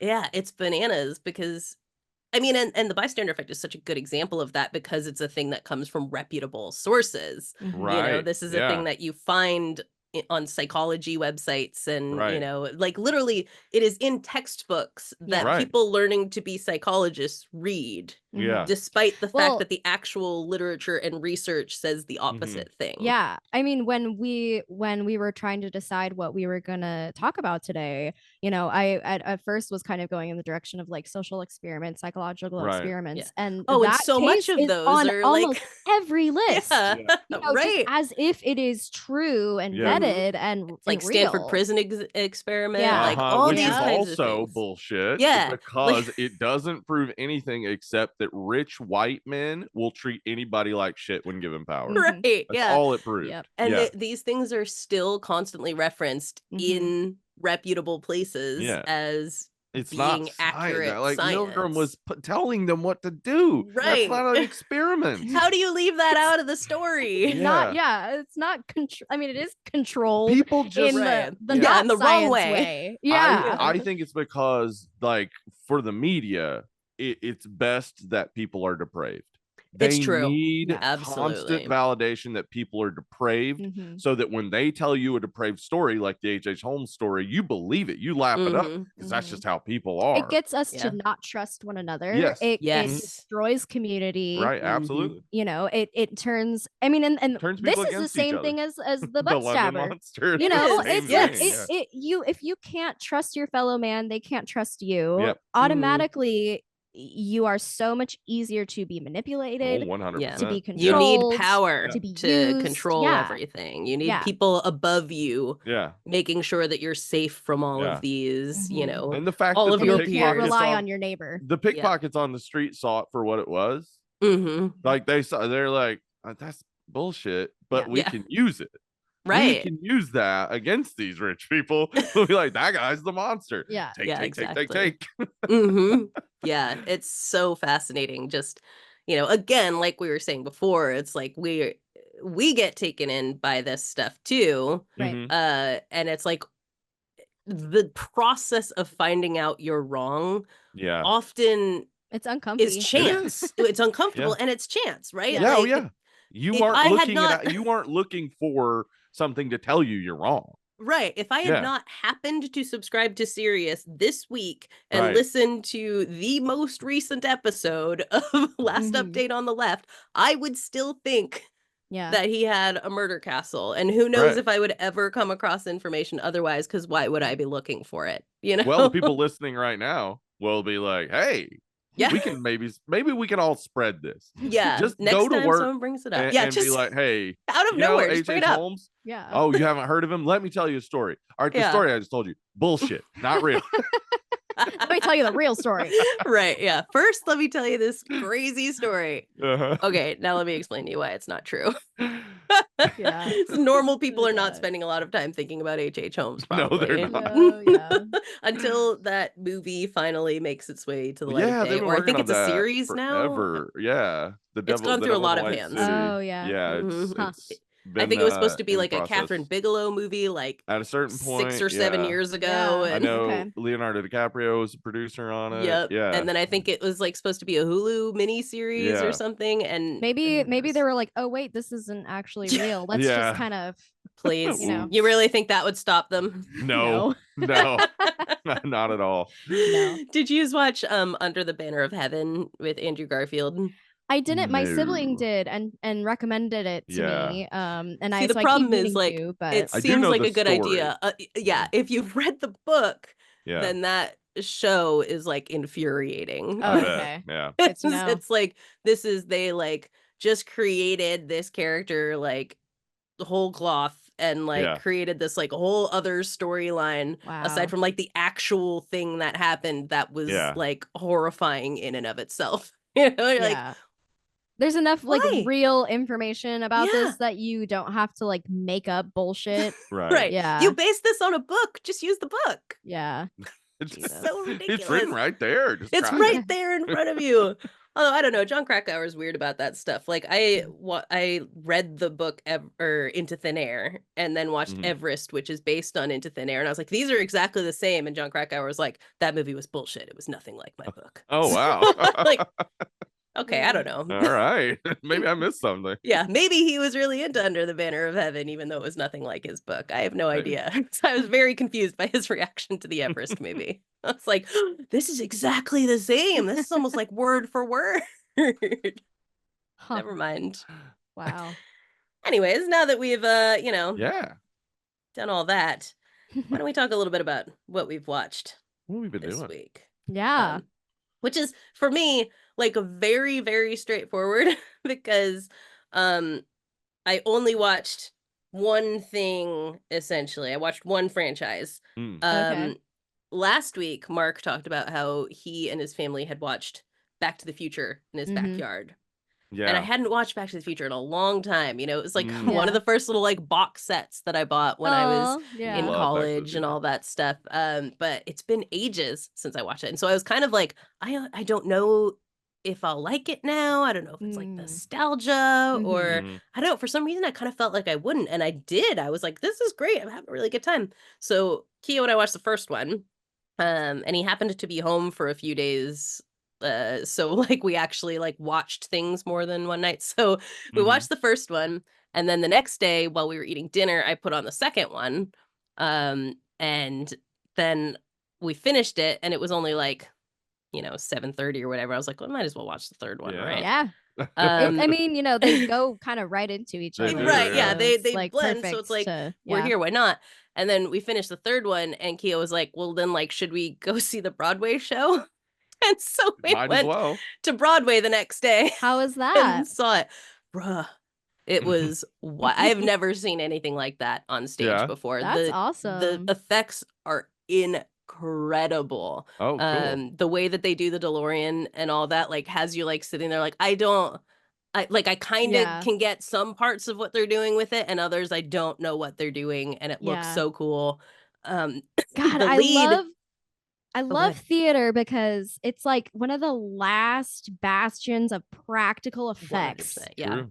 And if they Exactly. can do it on fucking stage, Yeah. with how come they can't do it in anyway? I don't need to get on a soapbox No, right now. but there was even a but- point in it where I wondered if they would. So, like, when he's doing the clock tower, at the end, I was like, are they gonna switch to like video? Mhm. Because it's like the clock is like way in the back, and all this. And I was Mhm. like, how are they gonna pull that off? Like, are they Yeah. gonna do some of this not live? Is some of it gonna be, pre-recorded? And no, they figured out a way to make this work. And I was like, Yeah. Huh. yo, this is so so cool. crazy. That's awesome. So, and the guy who plays Marty in it was the lead in Dark Harvest. Did you guys watch that? No, but it's on my list, I believe, Okay. to watch this October. Yeah, Yeah. it's very much like an Yeah. October movie Oh, for okay. sure. Adam So told us about when it you a couple watch it- weeks Oh, ago. yes. Yeah. Yeah. Okay. Yeah. yeah, the lead is Marty McFly, and he and Awesome. the guy who plays Doc, you'd recognize him. He's like a total that guy. Okay. And he originated the role in London, so Keo Okay. saw it there. As cool. did Mark. And he's like the Doc. It's like what's his face in Beetlejuice? Alex Brightman, Yes. Brightman and Beetlejuice. It's like, that's the guy, Okay, That's gotcha. this guy with Doc, and their chemistry playing off each other was really fun. So that was really fun. The first two Back to the Futures are just absolutely delightful to me. And on that, like, the second Back to the Future, like, Yeah. I watching that, I had a similar thing with the musical where I'm just like, I'm amazed that they did this. I Yeah. spend like that whole movie just going like, how'd they do that though? Yeah. Like, because they didn't film it at the same time. Like, this is 4 years later or whatever that they do this movie. And I was Yeah. like, I don't understand how they put this together. And the second one is just like so stressful the whole time that Yes. like, Yeah. it's like from It start to finish. is. There's like Yeah. no downtime in that movie. You're just like, I'm so glad that I didn't like watch them back in the day and then have to wait a year Oh, to Right, I see did. the what next one. happened. Like Oh, when I Yeah. watched them, I just boy. watched them right in a row, Yeah. so Yeah. it's like yeah. that, Don't have I any of got that tension. relief very Yeah. quickly from all of Yeah. the stress of the second one. Though I don't Totally. think 2 and 3 were too far apart as Yeah, far 2 as, and 3 were, I think it's 89 and 90. So they were, Yeah. pretty yeah, close. but I Still, remember though, seeing man. 2 and being like, what's gonna happen? yeah, Yeah, what next? yeah. And then it's years until you get another one. Uh-huh. The third one Yeah. I didn't like when I was a kid. Still don't really like. Really? I love it That's no. so much. interesting. It I is. like- I It's just think- a Western. I used to tell And I don't like people- westerns. I Yeah. used to tell people my favorite Western is Back to the Yeah. Future Yeah, 3. right. It's a good one. Oh, You I know? thought it was boring when I was a kid. Yeah. Now I think it's boring, but I like the acting. So Okay. it gets like points for the fact that I'm like, they're all really good in this. Yeah, Michael J. still- Fox is killing it. Yeah, he is. Yeah. And like, this is the best Biff in Oh, yeah. all Yeah. of them, like, Buford I mean, Mad he's Dog always Tannen? great. Yeah. Yeah. he's always great in all of them. He's such Yeah. a show stealer. But in this one, he really, like in the third Back to the Future, he really gets to like shine Absolutely. in it. And so, that's a lot of fun. Find all of the timey-wimey stuff just makes zero sense in the Oh, third yeah. one. I don't understand the stakes at all. Well, in it doesn't make this. sense in 2 either. Like, True. Yeah. essentially what we get is Marty steals someone else's life. Yeah. Right. In part, Yeah. like 100%. he like yeah. creates an alternate future. Then I goes said that to back Q, and and he was like, "No, he recreates doesn't." an And I'm like, "No, I alternate think he alternate does." future. Yeah. Yeah. I mean, I'm not great with time travel stuff and following it, but I was like, oh, I feel like no, I think he's just created another split here. Which people have questioned like, okay, so what happened to the Marty in that? Yeah. Like he would just have been in bed and then suddenly disappear. Right. And it's like, I feel like Doc even kind of says something towards the end that like acknowledges that there is like that timeline does exist. We've just averted being in it. Yeah. Which I guess is like, I don't know, maybe it was always going to exist. Like there's always, I don't know, like, but yeah, with the third one, I was like, I don't understand what the stakes are because he goes back to like save Doc from being shot in this thing, but like Doc's gonna die anyway because he's gonna live in the past. So like, I was like, I don't understand how this makes any sense. Like, what's he doing here? The stakes aren't there. The stakes don't make any sense. But they do turn a train engine into a time machine, which to me, when they come back at the end, I was like, what? That's what I want. Yeah. Here, my kids, like... Jules and Vern. I was like, stop. No, they should have ended this movie 10 minutes ago. Whenever he says that, I really wish it had just cut to Ernest. Just a quick picture of Ernest making a really cute, like, Ernest face. And then it's just like, oh, that's the Vern. Holy shit. What a reveal that would have been. That would save it for me. I'd be back on board. If we find out that Vern has been a time traveler from the 19th century the whole time. Like, fuck, that totally makes sense. All the sense of the world, Yeah. So, that's one that I don't think I'll revisit a whole heck of a lot. But yeah, I appreciated the cast in that one, at least. That I was like, this saves it from me being like, why am I watching a Western? Yeah. Which it is. It's just a Western. Yeah, like, it is. They just like, throw the time travel elements into a Western script, and it's like, cool with me. I understand if you don't like Westerns. That you like it, like it's just not going to work. Not like the other two at all. Right. Like, There's none of them are really like each other, because the second one is so dystopian. The first one is very much a like contained story. Yeah. And it's very hopeful. And goofy the whole time. And the second one, like you said, is stressful and dark and they predicted Trump's rise. Yes. That's crazy. Oh no. There's the first two also are just always more adult than I remember them being. Like there's a lot more in them that I'm like, oh. And potential incest. A lot of that. Yes, lots of potential incest, which you don't really process when you're a kid. No, like you get that it's like funny that it's gross when you're a kid. You're like, oh, you're not supposed to like kiss your mom or whatever. And then when you're an adult, you're like Thompson, you're like, but like, get it. I mean, poor Leah Thompson. That period, she's kissing her son. We're kissing a duck. Yeah. It's a weird moment for like everybody's first crush. Like you're the hottest girl in movies, so and this and she's kissing a duck. Like, come on. They didn't know what to do with her. Like, we cannot have her in scenes with men. It's going to be a problem. No, either just young Michael J. Fox as her son. Yes. So yeah, it was that, and then of course, Wild West. Wild West. So another Western, which you don't love. No, I don't. I don't.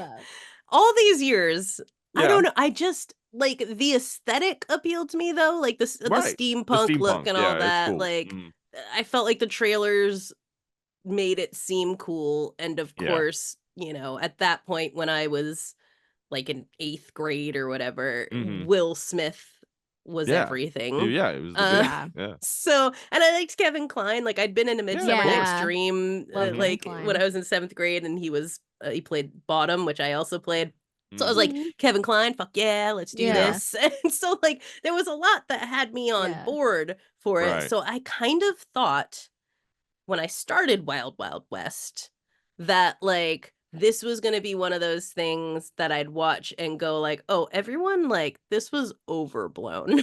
Everyone trashed this. And I bet it's like actually like, kind of like a trasher piece. I thought it was going to be a trasher piece. Me too. It's not. I had remembered loving it. in the Oh, 90s. really? So you did like it back then? Yeah, because I was thinking the whole time, yeah. would I have liked this if Sure. I saw it in 8th grade? Which I Maybe think so, right? maybe.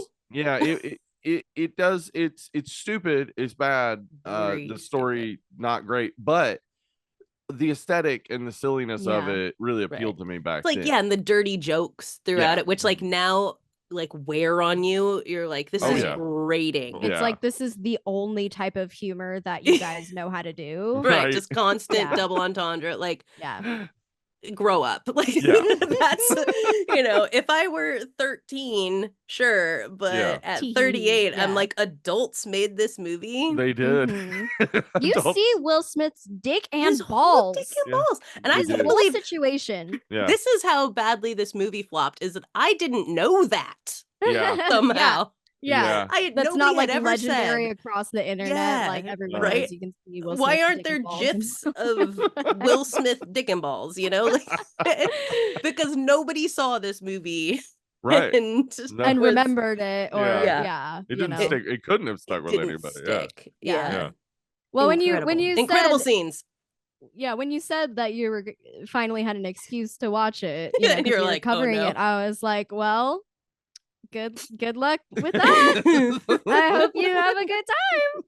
The I best don't part think you was will. the credits rolling at the end and getting Yeah. to sing along Woo! with Will and Cisco, Love because that. that Yes. song still rules. I'm still Okay, into and it. also we didn't acknowledge this on the episode because I forgot to talk about it, but Oh. Cisco became famous because of that feature on that song, and that's why we have the thong song. That's why we So have the thong song. without Wild Wild West, we wouldn't have the thong song. Did you see, this was going around on Instagram, the clip of him talking about how he wrote the thong song? It's like it's like the most wholesome, dirty thing you've ever heard of in your life. Okay. And if you find the clip, it's great. But he basically is talking about how like one of his friends, none of them had ever, he and his posse, none of them had ever seen a thong before.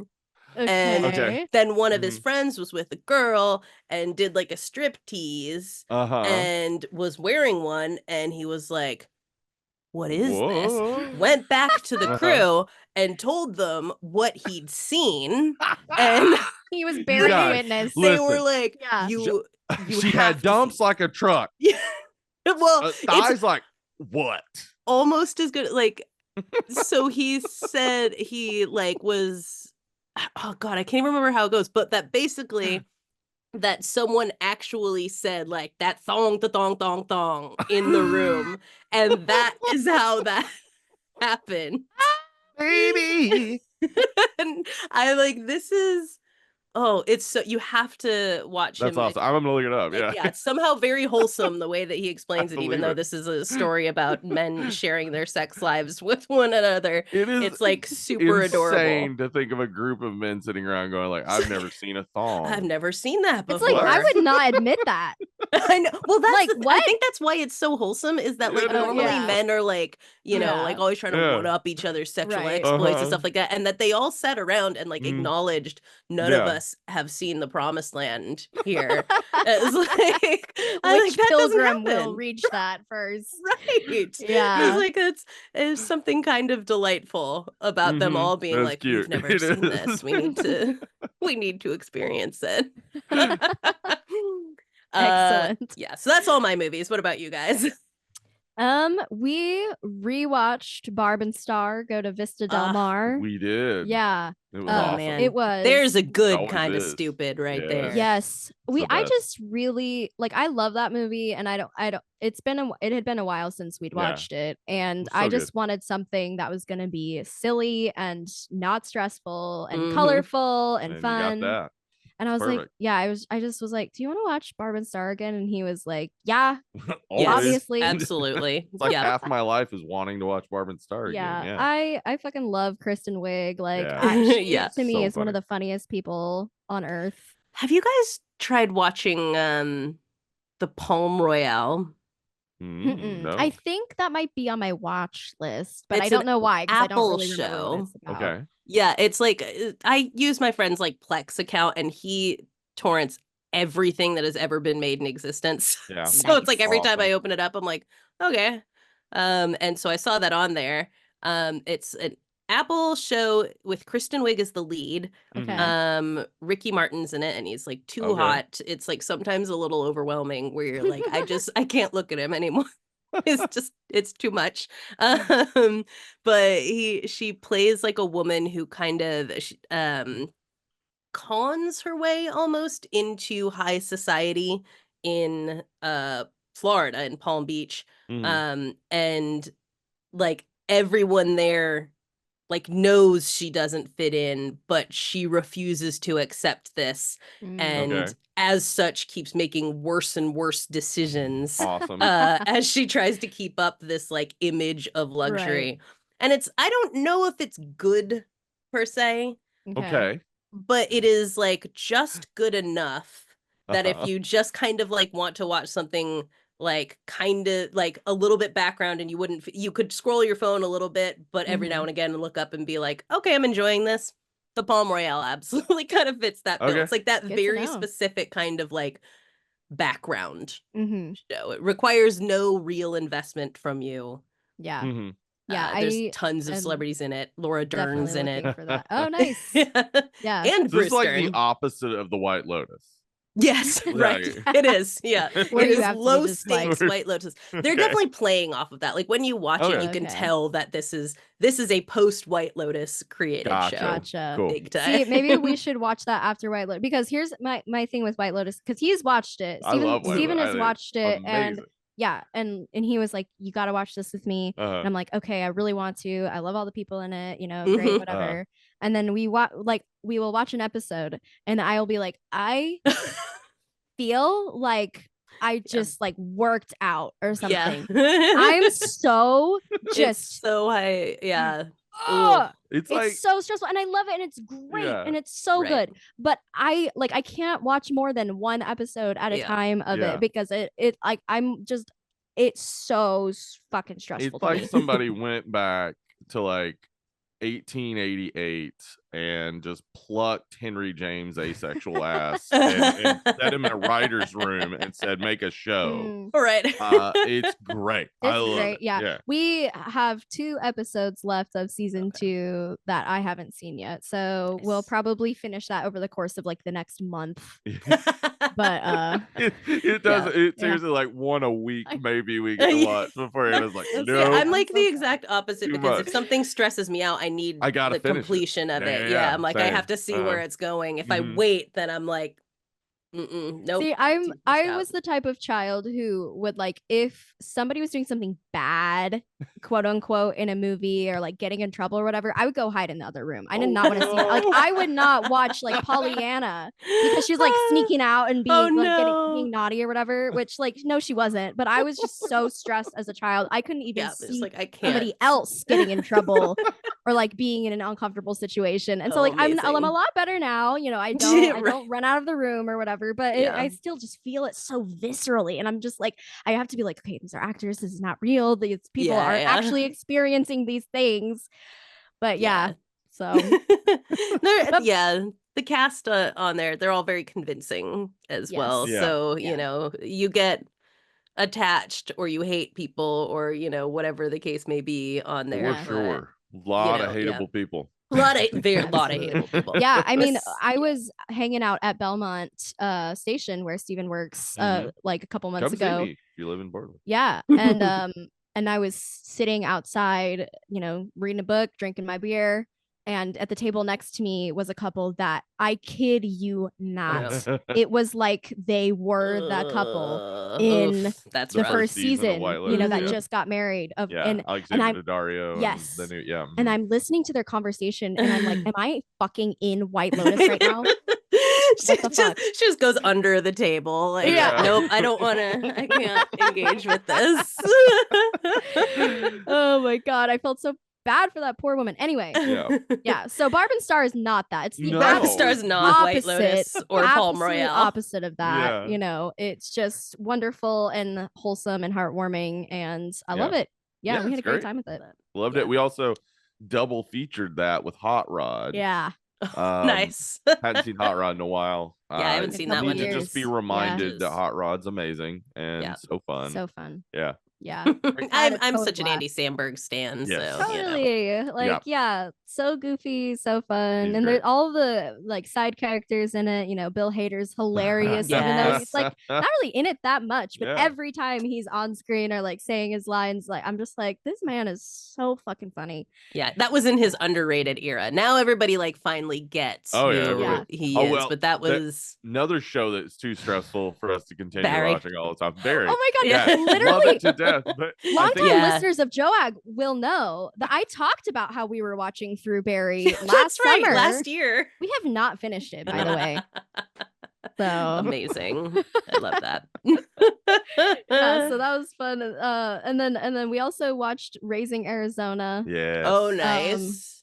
That was one of the like, you know, when Keo and I started dating, that one of the early movies that he showed me, because again that's the point at which like mostly everything was DVD collections. Streaming did exist, but like not where you could get a whole heck of a lot at the time. So it was like going through our DVD collections with each other, and Raising Arizona was amongst the first. Raising Arizona is one of like, when I watched it for the first time, it gave me that feeling of like, this is why I love movies. You know, like it's just one of those ones where I'm just like, I just love movies. Like somebody made this, and like people, you know, like Nick Cage is amazing in it. Holly Hunter is so cute. Yeah. You know, the Coen brothers just like, they translate story to screen in such a like compelling way. And I mean, I just love it. I think it's so great. And if you haven't seen Raising Arizona, definitely. It's like, it's wholesome, it's exciting, it's funny, it's heartwarming, it'll you know, tear jerker moments. It's got everything. Yeah, it does. So good. Yeah. And then we also did, so I we watched Twister. We did. I knew that this was gonna come up. I knew this was gonna come up because I know this is like a beloved movie too. Yes. And I totally understand why. Oh yeah. I did not rate it as highly as you do. Right. I was actually kind of curious about this because, like, obviously I don't have objectivity on this. I love this movie and have forever, and I rewatch it over and over every year. It's like a constant one for me. So there's like no objectivity to this. One of the things that I enjoyed when like I was reading through people's Twisters reviews, which famously I hated, was that a ton of people on there were like, I just watched the old one for the first time and I really loved it. And I was like, oh, yay, that's so great. Okay. But a thing that I did not know until like 2 or 3 years ago is that a lot of people think it's a bad movie. And I was like, wait, why? Like, I don't understand. I don't like it. It is constantly like it. My issue is that it told us all what storm chasers were, and back in the day, that was like, oh, cool. But if you know what storm chasers are now, 90% of the movie is them expositing what storm chasing is, and then doing it poorly to learn how to do it better. So that they can exposit to you again how they learn to do it better. But it's all chasing one storm. But it's that tornado in and of itself is a character in the film. The thing that I realized though while watching it is it's Jaws. The movie is it 100%. And I was like, I totally get why. Yeah, he was like, this is why Corey likes this movie, because it is Jaws. It's Jaws. Yeah, they're and just the thing is, like, you know, I like the people in it, so it's not a chore really to watch. You know, like I'm not saying, like I'm not like shitting on it. You know, like I still had a really good time. You know, like so I'm not, you know, whatever. My problems with it are always just the script. It's just like, also, okay, I will say whatever his like engaged lady, that movie did her fucking dirty. They introduced her to be us, to be the audience, the idiot so who doesn't know what's going on, storm chasing, and then when they're done with her, they're like, all right, move on. She doesn't even get to be part of the climax or the ending of the movie. So like, she doesn't want to be. But the writer deeply wrote her hates to not it. want to be. Yeah. You know? I've always liked her because I feel like I like get her because I don't want to be there. You know, I No. enjoy watching them do it. Yeah. I don't want to be there either. I'm Yeah. interested in the science of it and everything, but I don't want to be in the middle of it. And I Yeah. always liked that, like, she's not the bad guy. No. Yeah. She's just kind of like, this is not, you know, she's competing with something she can't compete with here. The Right. Storms and Joe. Yeah. And that, like, when she realizes that, because she's a therapist, she's like, you know what? Let's not do this. Let's not make it a thing. I'm just I'm gonna move go. forward. Yeah. Gonna go on with Like, my life.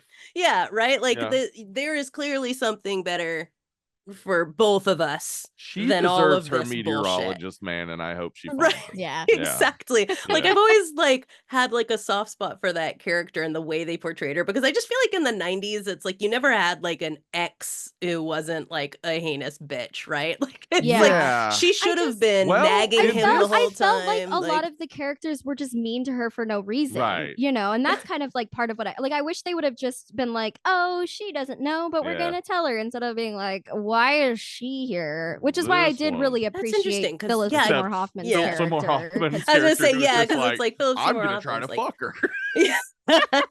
He's they like, should this have is maybe clearly at the not gonna end, work out. So He's just like, okay, I'm leaving storm chasing to become a meteorologist. I did say while we were watching this, I realized that like my gender is just every Philip Seymour Hoffman character. yeah, it's true. Yeah.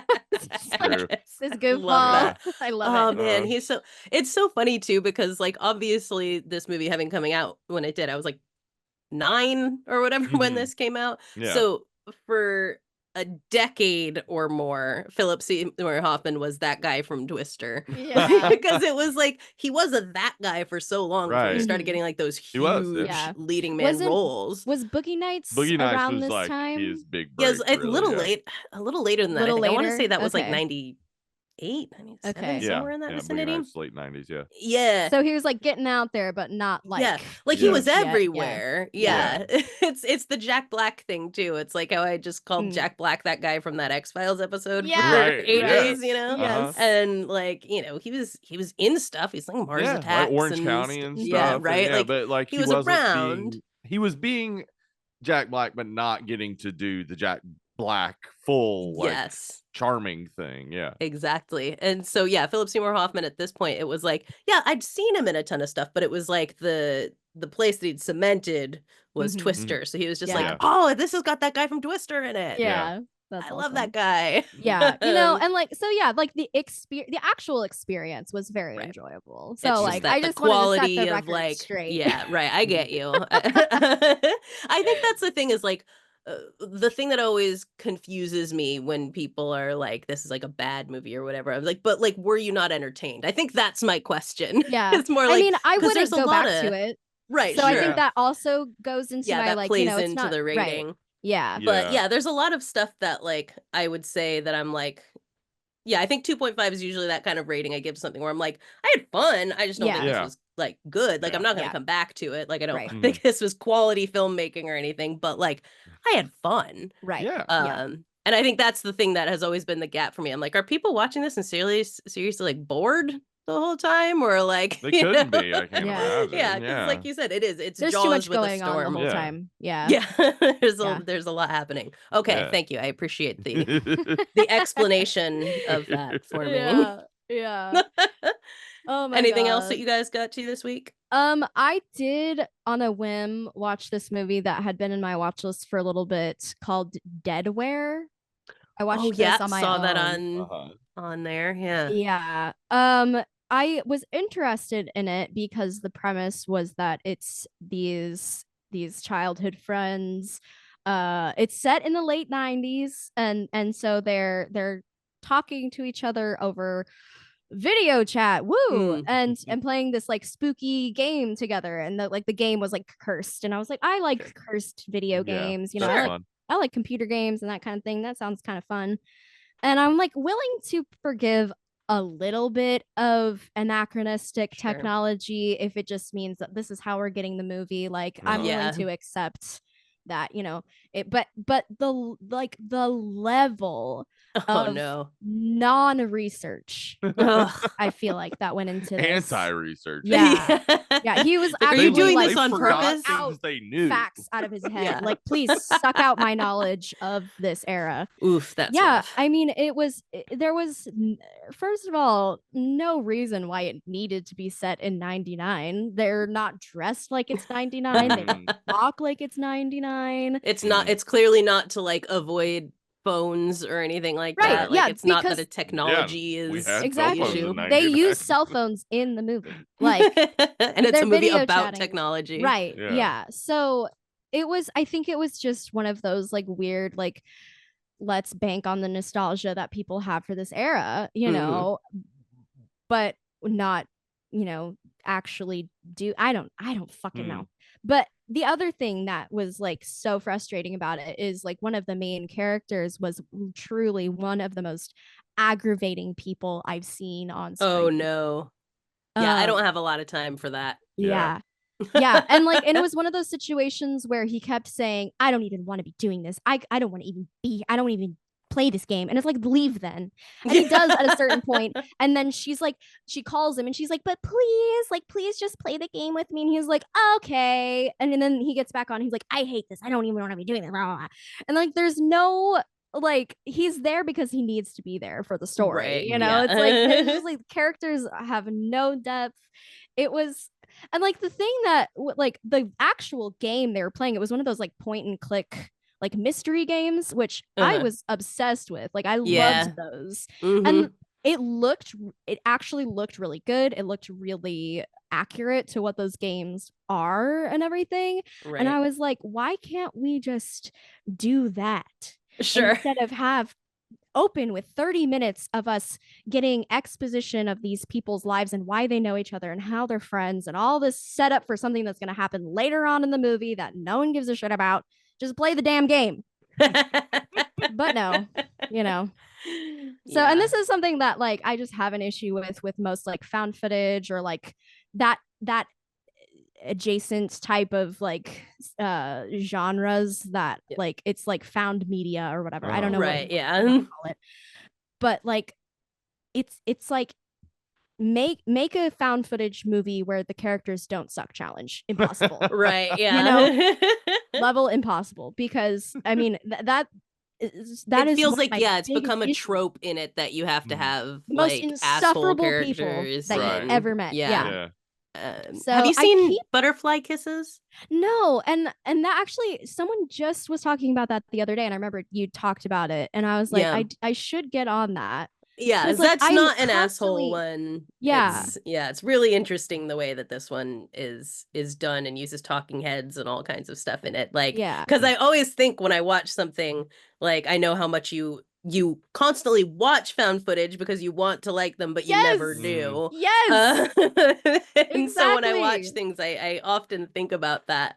And that's when I feel like, I don't know, it might hit, because it's so well done as like a documentary feel to it that there are times in it where I wondered, like, did the talking heads know? Like, did they tell these people something and they're reacting to it? Do they know they're in a movie? Because they're so real. Wow. In this movie that I'm like so deeply convinced by it. So you might, stupid name for a movie, but Butterfly Kisses is, I think one that maybe might work for you. Yeah, I'll have to check that out. Yeah. I'll move it up on my list. Yeah. Instead of wasting your time with deadware. Like I did just add to our list last night Man Bites Dog, which I is watched one that of the one. earliest. Okay. I did not like that. Wasn't that a French? It's a French one. And the guy, back the in lead the day, in it, he's in like one of my favorite rom-coms ever, certainly my favorite French rom-com, called Romantics Anonymous, and he plays like this very shy chocolatier who falls in love with another very shy chocolatier, and it is like such an adorable movie. And then I watched Man Bites Dog and I was like, oh no, this is Yeah, This is not. it's rough. It's rough. Yeah, it's like got like graphic rape in it, like Okay. extremely graphic Yeah. rape, full And it's nude, listed whole as a thing. comedy Like, on yeah, HBO. The French's idea of what a comedy is yeah, very interesting to It's Yeah. me. not the same as ours. No. Maybe we By any have stretch. a woman who is old and she gets scared to death. Aha! Ah, you get. Look at you, you died. Yeah, it does not. But and I think that's like Man Bites Dog has like a very edgelordy quality to It it, does. and that's to a degree because the character is like an He's an edgelord. He's edgelord. very Yeah, impressed with himself and all that. Very. But I don't feel like there's enough like judgment on Yeah. him in it Right. for it to Well, feel it's, like yeah, it's I'm not presented in supposed to be. documentary style. A Right. documentary crew is following a murderer. Exactly. And it's like yeah, I mean, you because got there's that no distance and there. It's like Henry are two of the earliest, and they're Yep. both so hard to watch. Like, Yeah, just Henry so brutal. also lots of graphic rape and Yeah. things like that in Yeah. it. Henry's a weird one. Is like on top of my just like not liking it. It was Right. like the weird thing about that movie is like the music is like an after school special Yeah. in it, and so it has like the makes weirdest it weirder. vibes. It makes it so Yeah. creepy. Yeah. The vibes of that Uh. movie are deeply confusing. Yeah. Yeah. But yeah, there's another movie I can't think of what it's called that I think you might enjoy because it's actually like it's either the late 90s or the 2000s, but it's a movie that takes place through like found footage of sorts, but it's before Blair Witch, so it's like we weren't Okay. calling it that yet. Yeah. And it like takes place with this guy like video chatting, and like that's like the conceit, right? He's video chatting with his girlfriend. This is new technology that there Yeah. never has been before. So it's like anachronistic in the sense that in order to make this work, this is a technology that didn't really exist Right. at the time. Yeah. And like, so Future tech. they have to kind of fudge it to make it work. I'll have to look up, try to figure out what the name of this movie was, because it's so interesting as like, it's not perfect. I think it does a lot of really cool things, like kind of a paranormal story. But working with like something that like there really hadn't been yet, like a found footage movie taking place fully on screens Yeah. in like the late 90s or early 2000s. It's very interesting to watch. Cool. Cool. Let's check it out. I will Yeah. find that for you. Cool. Yeah. And I'll try to, if I can find it as I'm editing, I'll put it in the description with the rest of the movies, but otherwise Awesome. I'll let everyone know later on. Sweet. But anything else? Yeah. I'll just briefly mention so we're still doing Screamin' Chats and Ice Cream Sundays and Nice. stuff Oh yeah, over on the absolutely. Dead and Lovely Discord. Beautiful. So we on Friday night we watched Attack of the Killer Donuts, and it was about what you would expect. You Yeah, know, it wasn't sure. great, but it was definitely fun. Yeah. Right. They had Cool. some really cheesy, fun shit in there. So I would say if you're just looking for a very low stakes, something you don't have to super pay attention to, but Right. has some funny kills, check it out. And C. Yeah. Thomas Howell, right? I think I looked Yes. at the thing. I was like, oh, I love C. Thomas Howell. Yeah. Yeah, so I mean, yeah, none of us really hated it. You know, Oh, we cool. actually had a pretty good time with it. So, Delightful. and then yeah, last night we decided to watch a little movie called Paul Blart Mall Cop.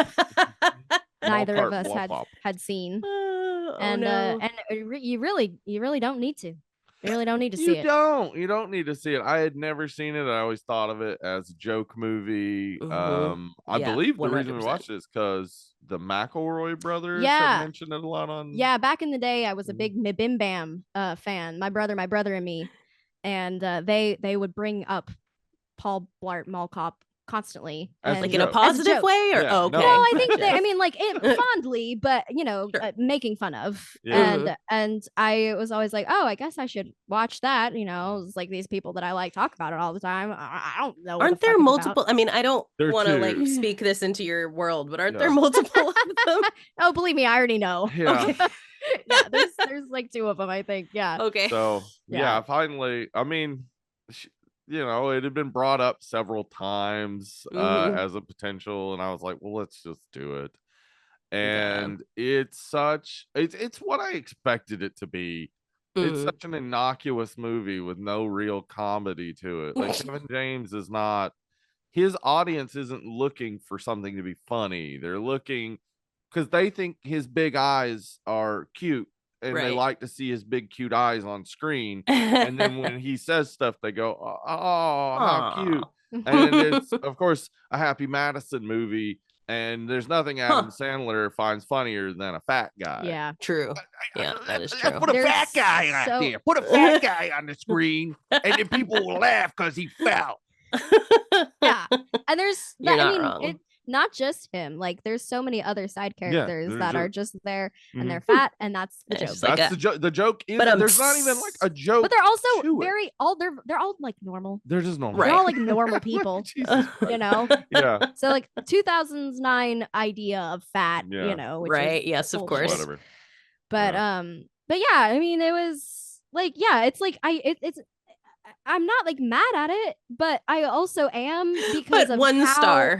one Yeah. star because fuck you, Yeah. because why, because like why is is there it I'm a not so mad at mid? it, but fuck you. I'm okay, like it's so mid Yeah. that I despise how mid it is. Yeah. I It's want like it to so be low effort worse. that you resent that someone Yes. made It's this. pure Yes, apathy. It's because like- the Yeah. movie itself is not Right. it's fine. Yeah. Right. And there's nothing that I hate more in art than mediocrity. Yeah. Sure, Due yeah. to not caring. Yeah. Yeah. Like Right. it's edited horribly. No reason for that. Yeah. Right. No reason No for that. reason. Like None everyone whatsoever. involved in this, like they're in the industry. They know how to Yeah. make a fucking movie. It's just Maybe I am nobody mad gave at a it. I shit don't know. at any point in the production No. of this movie. Yeah. And for me, like the entire time sitting there just going, there's a sequel to this. People watched Right. this and said, So I need many more. people watched this that I they think made more Kevin of them. James was in it and said, "I want another Yeah. one." That's what Let's I just because go. Well, he it wrote made it. a lot of money. Yeah. It made a Yeah. lot of money. He didn't like scam people into making a sequel because the first one made a lot of money and Yeah. the sequel made a lot of money. It's crazy to me. Like there Yeah. are families out there right now that quote Paul Blart. Like they have an 100%, yeah. inside Yeah. joke where they're just I like mean, something about Paul Blart. It And it's like, what? definitely How? falls in that, I feel like, kind of sparse demographic of like families whose kids are in like middle school, high school, and Yeah. they want something that they can watch together that's Yeah. kind of edgy but not ever Right, yeah. too No swears. uncomfortable. Yeah, Yeah. there's not a Yeah. swearing in it. There's not like sexual content or whatever. So, Yeah. but it's not something that you would show to little kids. It really is Right. truly like a dad sitting in his jean shorts and his white socks and his white shoes would sit back Yes. after and go, that movie was so good. And you know what? One thing that I noticed, no swears. You Right. can make a good Just shows you movie can be without funny the swears. without. Yeah. Oh man, we all know Yeah. him. and every Die Hard fan can be like, oh, Oh, this yeah. is the Die Hard I can show my Yeah, kids. because again, it was Right, Adam yeah. Sandler being like, what if we made Die Hard with a fat guy? Yeah. He gets up in into the Vents. ceiling and he Yeah. falls. Oh man. Oh, Yeah. that's rough. So, So I'm yeah. gonna go ahead and skip Paul Blart and not make the same mistake I did Good. with Wild Wild That's a West. good call. call. Yeah. Oh yeah, it can't be as bad as people say it is. It is. It is. No, it's that bad. Oh man. Okay, well, dear friends, so I did not think of a question for this week, which we have been talking for plenty of time, so we don't necessarily have to have one. True. But is there anything existential on your minds this week that you'd like to put out into the universe? you know, of And course, question? everything in my mind has just gone You away. just Mm. Yeah. completely goes blank. Just ran out. Yeah. I'm being questioned. Oh no. Story of my life. Yeah, it's it's not a must. It's just if there's something that you've been thinking. Honestly, a good chunk of the time, the reason that like we even ask these questions is usually something that I've weirdly texted Mark at some point during the day. That is what I constantly do, is ask him questions. I feel like this is there are little ways in which in real life our roles swap a little compared to on this show. where I feel like Mark usually plays I'm the straight man to Mark's like Yeah. doofus. Yeah. But in like real conversations between us, oftentimes I'm just asking him the stupidest thing you've ever heard. And it's like, why? What would make you think that? Like, I don't know. It just came to mind. It's just a fun topic that we're discussing as friends, you know? Yeah, it's what we do in this Yeah. no judgment zone Right. here in the text message. But that is fine. Friends at home, you know where to find the Hellrankers on all of your favorite podcast apps, soon to be on Patreon, Yep, I very soon. assume.